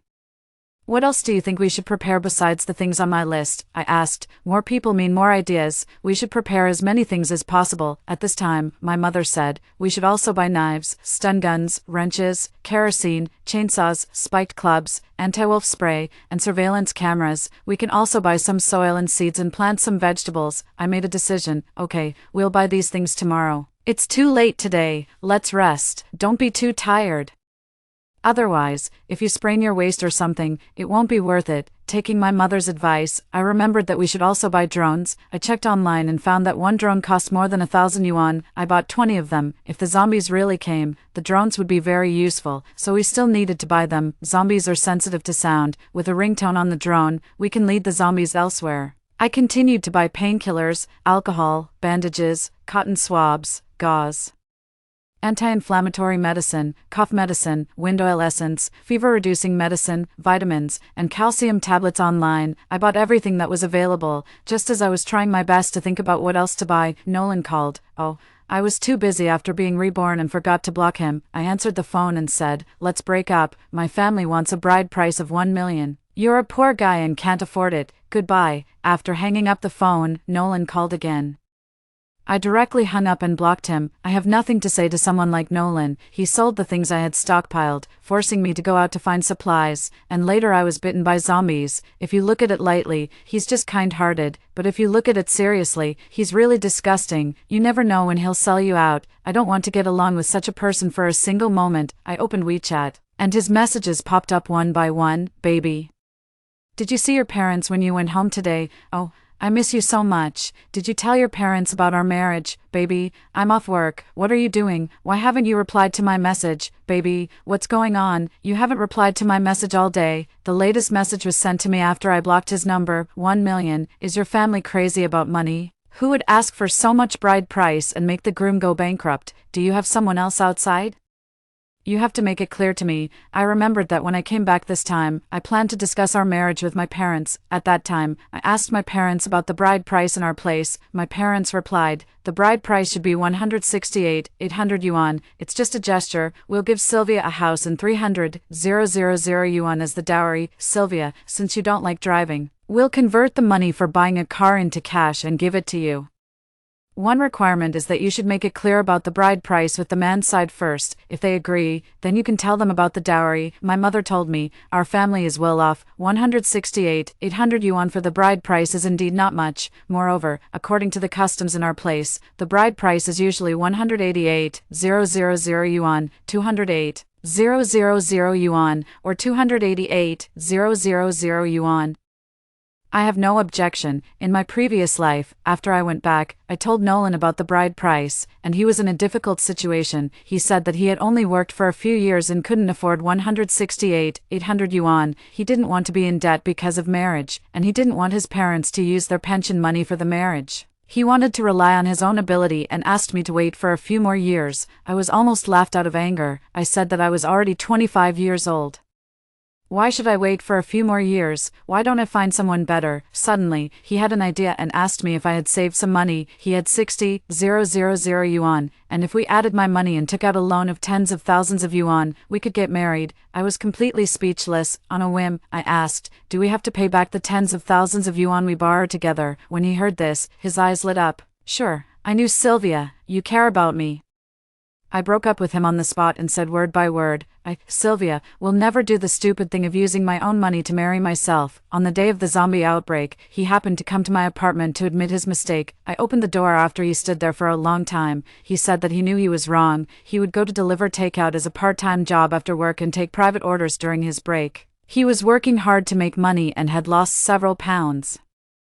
I felt sorry for him, so I opened the door to listen to his excuses. Just then, my friend called and said, Sylvia, there's a zombie outbreak. Are you at home? Don't go out. We quickly looked out the window and saw zombies biting pedestrians on the street. Nolan quickly patted his chest and promised, Sylvia, I can definitely protect you. Men are strong. I thought that after all, he was a human life. If we went out, we definitely wouldn't be able to survive, so I let him stay in the apartment. Who knew that I had kept a disaster? I sneered and blocked all his contact information. What a thing. He's so disgusting. The messages I sent to my friends earlier had replies. They were all asking me what the big thing was. I replied one by one. You may not believe it, but I dreamed that there would be a zombie outbreak in half a month. Then I chose my best friend Rose, who lived closest to my apartment. If you're free in the next 2 days, help me pack my skincare products, cosmetics, nutritional products, laptop, tablet, and winter clothes in my apartment, and you can take all the other things in the refrigerator that you like. I don't plan to live in that apartment anymore. Love you. Rose replied instantly. What's going on? You really don't plan to come back just because of a dream? Me, yeah, I plan to stay at home with my parents. I have a hunch that this dream is very real. You should also try to stockpile some food at home. Rose sent a laughing emoji. Okay. I don't really believe in this kind of thing. I'll help you pack when I'm free on the weekend. Me, okay, there's a mat at the door of the apartment, and the key is underneath. After you pack and send the things back to me, you can take whatever you like. There's a lot of food in the refrigerator. Remember to take it, or it will be wasted. Rose, okay. 3. The next day, I went to buy lottery tickets. Why didn't I buy them on the first day? Because I don't usually buy lottery tickets. I just remember that the lottery numbers for the draw on September 28th are exactly my birthday. My friends who buy lottery tickets every day called and shouted, saying that they should have bought the numbers of my birthday. I couldn't miss this opportunity. After buying the lottery tickets, we went to the supermarket to do some shopping. Each of us had a shopping cart. First, we bought the seeds of vegetables and fruits. We took whatever we wanted to eat or drink. We got 2 boxes of milk and 2 boxes of yogurt. There's no need to take too many things that are not easy to preserve. We took several boxes of various beverages, a vacuum sealer, portioning boxes, and packaging bags. 2 shopping carts were filled up. We bought potato chips, shrimp chips, biscuits, chocolate, compressed biscuits, instant noodles, canned fruits, honey, canned meat, pasta, milk powder, seasonings, pickled mustard tuber, ham, instant noodles, dried radish, soybean milk powder, oatmeal, dried sausage, and so on. Obviously, 1 shopping cart per person wasn't enough. We pulled 3 more shopping carts over, and all 6 shopping carts were full. When we checked out, the salesperson was stunned. While quickly scanning the items, she asked us, "How many people are there in your family? Why are you buying so many things?" My mother smiled and said, "That's right, isn't it National Day? More than 20 relatives are coming to visit. There are many children, so we're buying more snacks for them." The salesperson called another salesperson to help. Soon, the bill was calculated. "Hello, it's 547 yuan in total. Do you have a membership card?" "Yes, the card number is 138,347 x times x times x." After checking out, the salesperson kindly told us that the deliverman could help us deliver the goods home, and there were more than 40,000 points in the membership card, which could be exchanged for things at the front desk. In the end, we exchanged for a rice cooker, an air fryer, and several packs of dried noodles. We asked the deliverman to push them to the parking lot and load them into the car. The trunk was piled high, and some things were directly placed on the back seat. I barely squeezed in and took a seat. My parents sat in the front. Just like yesterday, we parked in the underground parking lot of the community and moved the things. After moving the things, we put the things we bought yesterday and the various foods we bought today in the refrigerator and the kitchen cabinets. By the time we finished, it was almost noon. We waited for a while, and the workers who were going to install the fortified door and the soundproof cotton came. My father chose the sturdiest bulletproof door and paid extra money to ask them to rush the installation. With the money in place, everything was easy to handle. The installation was completed in 1 day. In the evening, I stared at the TV screen. When the last number was announced, it was exactly the same as the numbers on my lottery ticket. I let out a long breath. I could hardly stand still, and my hands were shaking. I shouted, Mom, I won the lottery." "Huh? What kind of lottery did you win? Why are you so excited?" "Don't always learn from your father. He's been buying lottery tickets for so long and has never won anything." My mother came out of the room and nagged. I was so excited that I stuttered, "No, it's not. I got 80 million yuan after tax." 80 million yuan. My father rushed out of the study directly. "What? I've been buying lottery tickets for so many years and have only won 50 yuan at most." The 3 of us looked at the lottery ticket over and over again.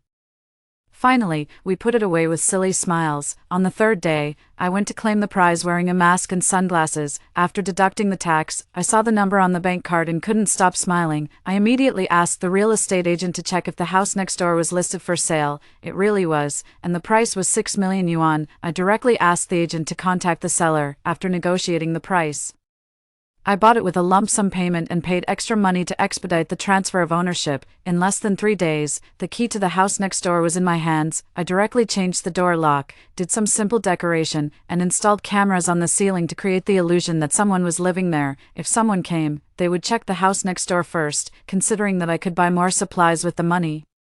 I asked the decoration team to open a door between my house and the next door. I put a wardrobe to block it, so I could go in and out of the next door without opening the door. Then I quickly bought 10 times the amount of the things I bought online before. I bought whatever I liked. I bought all the things I had taken a fancy to regardless of the price. I went to the vegetable market to buy meat and vegetables. My mother told the butcher that we were buying a large quantity and asked for a wholesale price. The boss agreed. Then my mother directed the boss to cut the spare ribs into pieces, slice the streaky pork and the tenderloin, cut the fat into small pieces, and cut the zhongmei, a kind of pork, into large pieces, and cut the lean meat into strips. I was stunned and took a short video to send to my friend in the north. I asked her, "Can the vegetable market in your north help cut the meat?" She, "No way, the boss would probably chop me with a knife." Me, "Wow." I borrowed a cart from the management office of the vegetable market and loaded nearly 500 jin of pork onto the cart. My parents turned to buy beef and beef offal. They still directed the boss to cut the meat into thin slices, pieces, and strips. We bought nearly 500 jin of each. When I saw that there were mutton, chicken, and duck for sale in the vegetable market, I simply bought 500 jin of each. I wasn't idle either. I went to the seafood area and bargained in the same way. I bought 200 gin of fish and shrimp and asked the boss to clean the fish. I tried to buy vegetables that could be stored for a long time, such as green peppers, hot peppers, potatoes, radishes, Chinese cabbages, sweet potatoes, taros, onions, pumpkins, wax gourds, eggplants, scallions, mushrooms, black fungus, and so on. I estimated that there were about 500 gin of vegetables of all sizes. I even bought about 100 gin of eggs and quail eggs each. On the way, I passed an electrical appliance store and bought 5 large freezers and asked them to deliver them to my home. There were 4 rooms in the house. 1 was for my parents to sleep in, 1 was for me, 1 was a study, and 1 was a storage room. After putting 2 freezers in the storage room, we went to the underground parking lot to move the things. We were all exhausted after moving the things home, after taking a rest.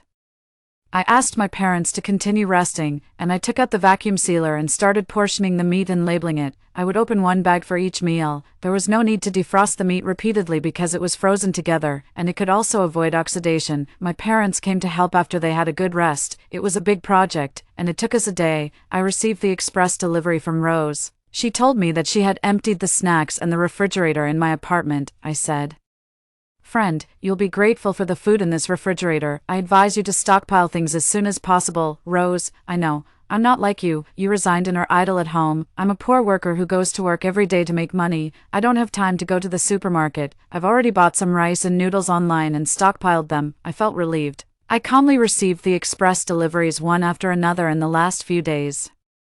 I went out to have a big meal with my parents and went shopping. I thought the food in several restaurants was very delicious, so I packed a lot of cooked dishes and put them in the refrigerator. During this period, after I blocked Nolan, he called me with his brother's phone. I blocked and deleted all his friends. If I had any more connection with this jerk after being reborn, I would be stupid. For 2 days before the zombie outbreak, we stopped going out and waited for news at home. Finally, on the day of the zombie outbreak, my mother woke me up and said, "Sylvia, watch TV quickly." On the TV, it was reporting that pedestrians were being bitten by zombies covered in mottled blood. When the zombies heard the sound, they raised their heads and looked at the camera. They dropped the people they were biting and walked towards the camera. The person who was filming screamed and ran away. The reporter was still reporting with all his might, but the next second, he was knocked down by his mutated colleague. I opened Weibo, and the hashtags such as people biting each other, zombie outbreak, mentally ill people biting others, infectious virus, and zombies were all on the trending list. The zombie tide broke out, and the end of the world was coming. My phone kept ringing. Some people thanked me for the reminder a few days ago. Some people regretted not stockpiling more food.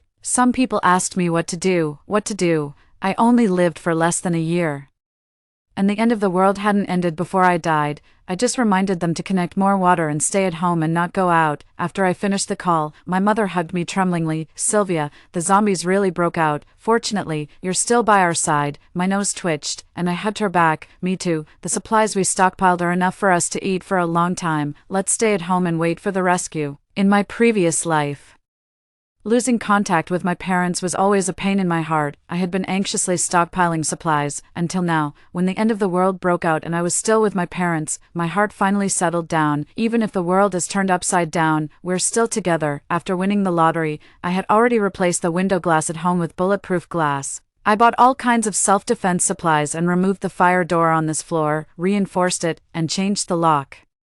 Even if zombies came up to the 17th floor along the stairs, they couldn't get in. Of course, people couldn't get in either, and we didn't need anyone to come in. 3 days later, the power was cut off. We used the solar generator to maintain our daily electricity consumption. We had meals as usual at home and watched the TV shows downloaded on the iPad. My parents had the habit of taking a walk after meals. We blocked the fire escape and the elevator on this floor with heavy furniture. The zombies couldn't get in, and neither could people. It was very safe. I directly let them take a walk in the corridor. I watched in front of the monitor and would call them back immediately if there was any trouble. I was watching the drama with great interest when Rose's message popped up. "Sylvia, do you remember that self-service beef offal restaurant we didn't get to eat at before?" I thought for a while. The beef offal restaurant, the one we didn't get to eat at more than a month before the zombie outbreak. Yes, that's the one. That beef offal restaurant had a lot of internet celebrity promotions. After it became popular overnight, Rose and I followed the trend and wanted to eat there. Since it was a self-service restaurant, we saved our appetites early and waited, but it was so popular that when we arrived, all the seats were taken, and we had to wait in line. We took a queue number.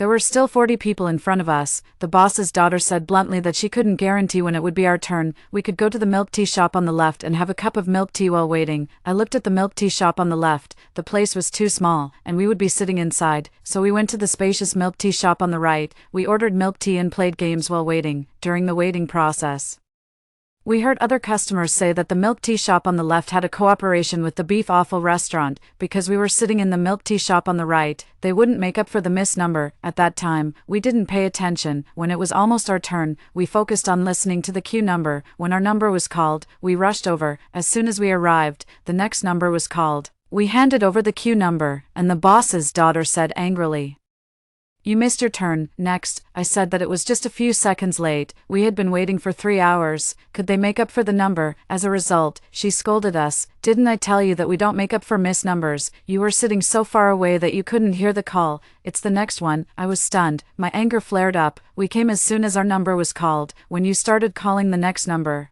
I showed you the queue number," she said. "You missed your turn. If you cut in line, others will also cut in line. How can we do business like this?" I was so angry that I was shaking, and my voice grew louder. "If you really don't believe it, go check the surveillance and see if I came when my number was called. We're already here, and you're saying we were too far away just because we didn't drink milk tea at the designated milk tea shop." She glanced at me and threw out a sentence. "You're crazy." After this commotion, we didn't want to eat there anymore, so we went to another restaurant. While having a meal, Rose complained, "I've never seen a store doing business like this. I hope this store goes out of business soon." Coming back to my senses from the memory, I found that Rose had sent me a video. I clicked it open. The video was taken with a zoom, and it was a bit blurry, but it didn't stop me from seeing clearly. The boss's wife of the beef offal restaurant was wailing in the store. Zombies are sensitive to sound, and soon a large number of zombies were attracted. She hurriedly covered her mouth and held the door, but there were too many zombies, and she couldn't hold the door and was bitten to death. Rose sent a voice message. This was sent to me by my friend who lives in the community opposite the beef offal restaurant. The boss's family all live in that community. Someone in the group asked if they could sell some beef offal to them because they had no more stored food. The boss's daughter directly said impatiently that she couldn't sell it. All the food was in the store, and she gloated, saying that she had rice and vegetables at home and would eat them herself, and it was impossible to sell them to others. This reminded these people. They quietly went there when it was dark. Fortunately, they didn't encounter zombies and moved some of the food in the store. When the boss's daughter found out, she was so angry that she cursed in the group.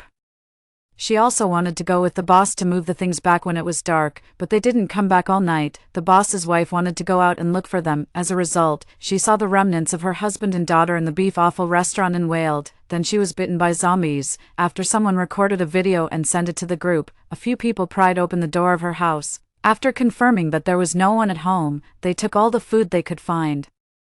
I listened with great interest and summarized with Rose that we should not reveal that we have supplies, not take the lead, and not go out. After all, for me, it was just the death of someone I didn't like, and there was nothing to feel sorry about. I could only use it as a warning not to reveal that we have supplies. Anyway, I have reminded all the friends I should remind. In my previous life, Rose was bitten by zombies on the way back from work on the first day of the zombie outbreak. I asked Rose to go to my house to pick up things and send them by express. The main purpose was to let Rose take the supplies. Even if she didn't believe my dream, it could ensure that she survived. But she is also someone who listens to advice. She said she didn't have time to buy things, but she spent most of her savings on buying supplies online, and my 2 houses, each over 200 square meters, are stuffed with supplies, which is enough for us to live for more than 10 years.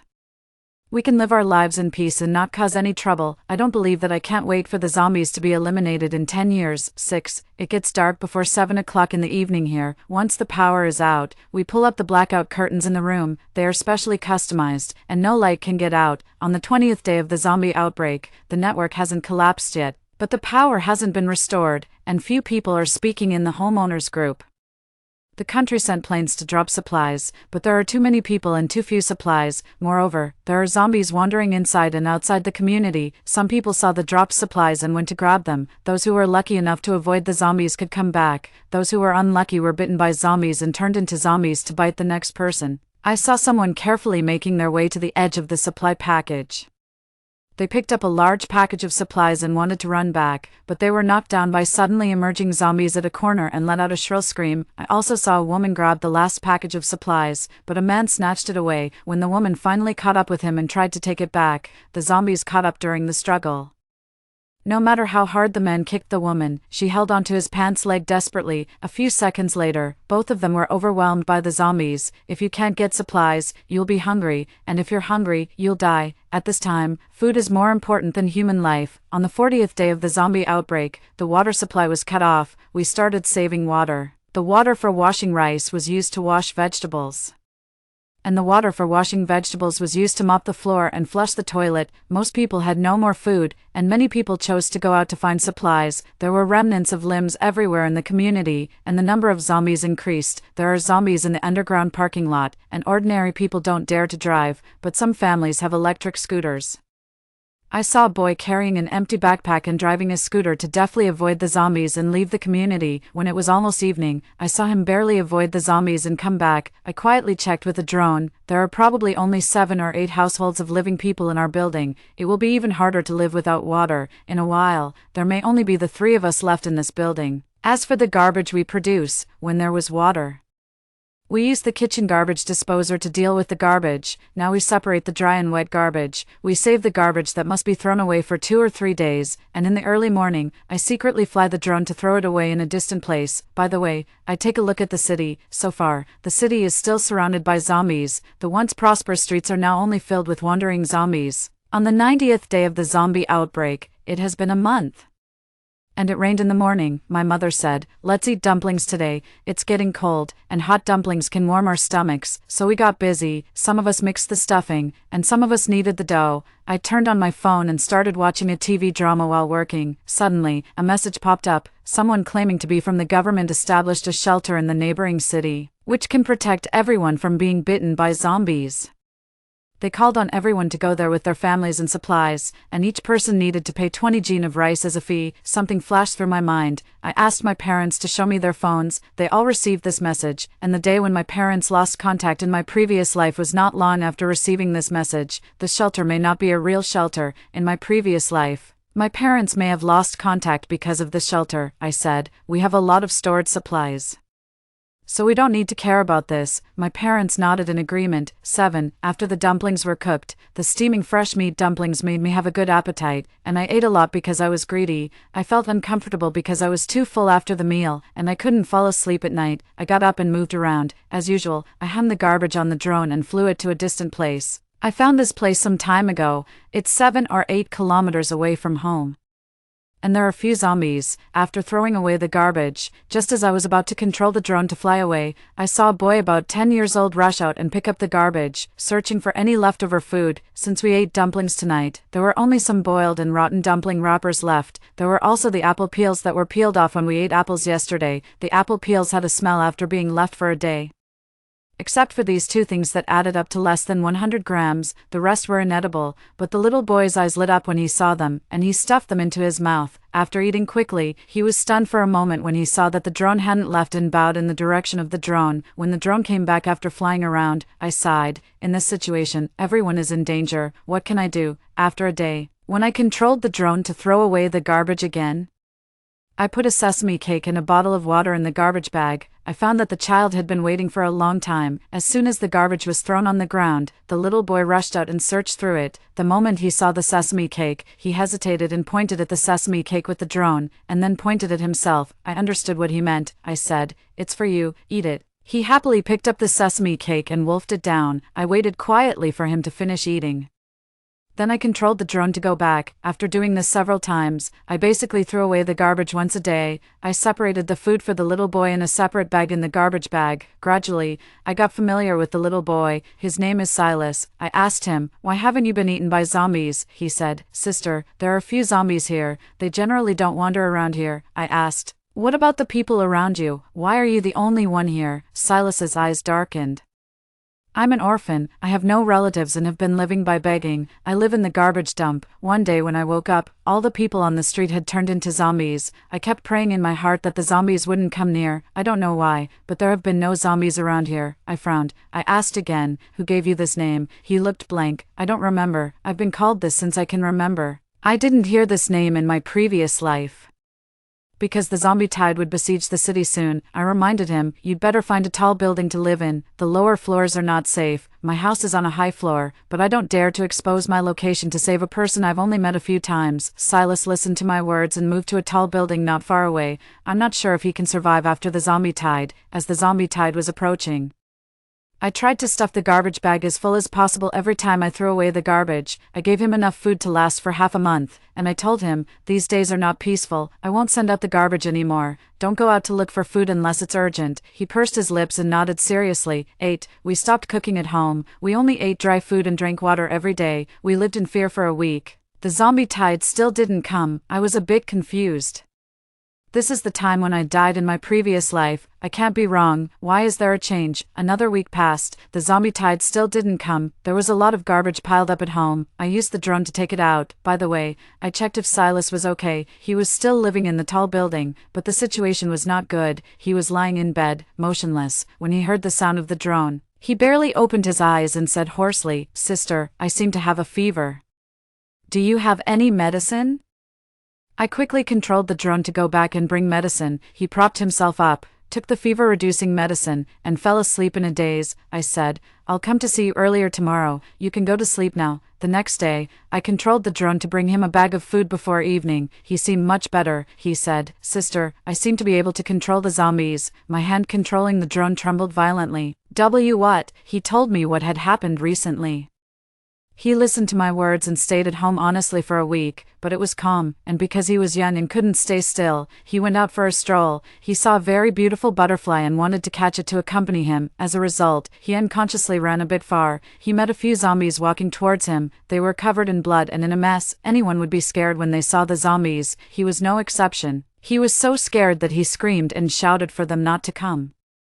As a result, those zombies really stood still. He realized something and asked them to turn around. The zombies obediently turned around. Later, he tried to ask the zombies to carry things, run, and catch mice. The zombies did as they were told. The zombies even found a bicycle according to his instructions and rode it back for him. After he found that he didn't need to be afraid of the zombies, he went out to play crazily every day. He played too tired, and he started to have a fever in the middle of the night. Before I came to see him, he had been having a fever for a day and night. Fortunately, I brought him medicine. I thought thoughtfully, Silas has me feeding him in this life, so he didn't starve to death. Most likely, in my previous life, he starved to death, and the zombies sensed it. The zombie tide broke out. In this life, he is still alive, so there is no zombie tide. Thinking of this, I couldn't help but feel lucky. Fortunately, I was afraid that Silas didn't have anything to eat, so I came to see him. Otherwise, if he was seriously ill and died, would the zombie tide break out? After Silas recovered, I asked him to show me how to control the zombies again. I found that the zombies really listened to his instructions as he said. I struggled for a long time and asked Silas if he wanted to go to the capital. He opened his big eyes and asked me, "Why, sister, is there anything fun there? There are heads of state there. What you can do is a big deal. It may be related to the future of humanity. I can't make the decision alone. Moreover, if human civilization is restored, you can go to school like a normal child and live a life without worry about food and clothing, instead of waiting for my drone to come and talk to you every day, which is not good for your physical and mental development. Of course, the choice is yours. After all, I'm afraid they will experiment on your body. I hand you over to the country, but I can't protect you, sister. You have stocked up a lot of supplies. Why do you still want the civilization to be restored? Of course, I spent a lot of money on the supplies, and my home is fully equipped. I can live at home for 10 years without any problem, but you're only 10 years old. You still have a bright future. You can go to see the flowers and the sea, go to school, play with your peers, and feel the beauty of the world. This is my wish for your future." Silas thought for a while and asked, "Then sister, will you go with me?" I said, "Of course, you're a child and can't drive." Silas made up his mind. "I'll go." I started to prepare the supplies for the trip. I asked my parents to stay at home. Of course, they opposed it. I patiently persuaded them. "There won't be any accidents. You just stay at home and wait for me. I'll send you messages to let you know I'm safe every day." "But the capital is so far away from here." My mother took my hand and said with a worried look, "Can't we ask someone to pick him up?" I said softly to her, "Mom, just like you're worried about me, I'm also worried about him being alone. His situation is special. If there are people with bad intentions among those who come to pick him up, then none of us will be able to survive. In the apocalypse, people's hearts are the least trustworthy. In case someone uses him as a hostage and makes him command the zombies to do things that are harmful to the country, the consequences are beyond our imagination. My parents were silent. In the end, they helped me pack my luggage. They also prepared dry food and boxed meals for my journey. I let out a sigh of relief and made an appointment with Silas for the departure time, and I contacted the person in charge of the army online. 3 days later, on a sunny day, we set off. The trunk was stuffed with supplies. There were 3 strong zombies sitting in the back seat. To prevent encountering people who would try to rob our supplies on the way, these 3 zombies could also act as thugs. The road was full of broken limbs. Except for the zombies, few people came out on the street. We occasionally met 1 or 2 teams. When they saw our car, they tried to rob us. But they were either scared away or dealt with by the zombies in the back seat. I was the only one driving. When I was tired, I would rest on the spot. When we passed a gas station, I took all the fuel that I could. On the way, we unexpectedly met Nolan, who had already turned into a zombie. His clothes were in tatters, and he had a broken arm. He couldn't even rob the zombies of the meat. He was pushed to the ground. He made strange angry sounds. It was expected that he had turned into a zombie. In the apocalypse, those who are overly benevolent are the first to be killed. For someone like him who is overly benevolent, the only possible outcomes after distributing the food were being infected or dying. I happily poked Silas and said, "Look, my ex-boyfriend who is overly benevolent has turned into a zombie. Does he have a feud with you, sister? Why do you look so happy?" "A big feud. I itched to kill him." He looked for a while and asked me seriously, "How about I control the zombies to dismember him?" I clapped my hands and said, "Okay. Let's dismember him." The zombies swarmed up. When they dispersed, there were only his separated body parts on the ground. I just took a glance and drove away. After a bumpy journey for half a month, we finally arrived at the capital. I asked Silas to let the zombies out of the car and follow us from a distance. I drove to the army according to the address. Someone came out to greet us. The person in charge had been waiting for a long time, after Silas showed his ability as they requested. Their eyes lit up. I protectively stood in front of Silas and reminded them coldly, if anything happens to him, no one will be able to control the zombies, and there will be no turning back in this apocalypse. The person in charge came to his senses and warmly entertained us. "Please have a seat. I'll report to my superiors immediately. Please wait here for a while." After a while, the person in charge came back. "We have reported to our superiors. We will arrange for you to stay first, then we will make a special plan according to Silas's special ability. We may need Silas to cooperate." I looked at Silas, and he nodded gently. I said, "We have no objections and will try our best to cooperate." Just like that, we settled down in the capital. Silas went out early and came back late with the army every day. He was in good spirits. He would come back every day and chatter about the things he encountered outside. Most of the time, he controlled the zombies to gather in one direction and stay still, and then the army would clean them up uniformly, avoiding the situation where zombies would suddenly rush out from corners and hurt people. My boyfriend pushed me into the group of zombies to buy time to escape, which led to me being infected by the zombies and dying. As he was talking, he leaned his head on my shoulder and said, "Sister, I'm so tired, but I think I'm doing something very meaningful. I'm saving the world." Slowly, he fell asleep. I whispered, "Yes, you are doing something very meaningful." 10 such days lasted for 2 years. In these 2 years, with Silas's assistance, the zombies were gradually disappearing. Many places such as the streets, shopping malls, hospitals, and schools were gradually recovering. I brought my parents to the capital. I donated a part of the supplies to the country.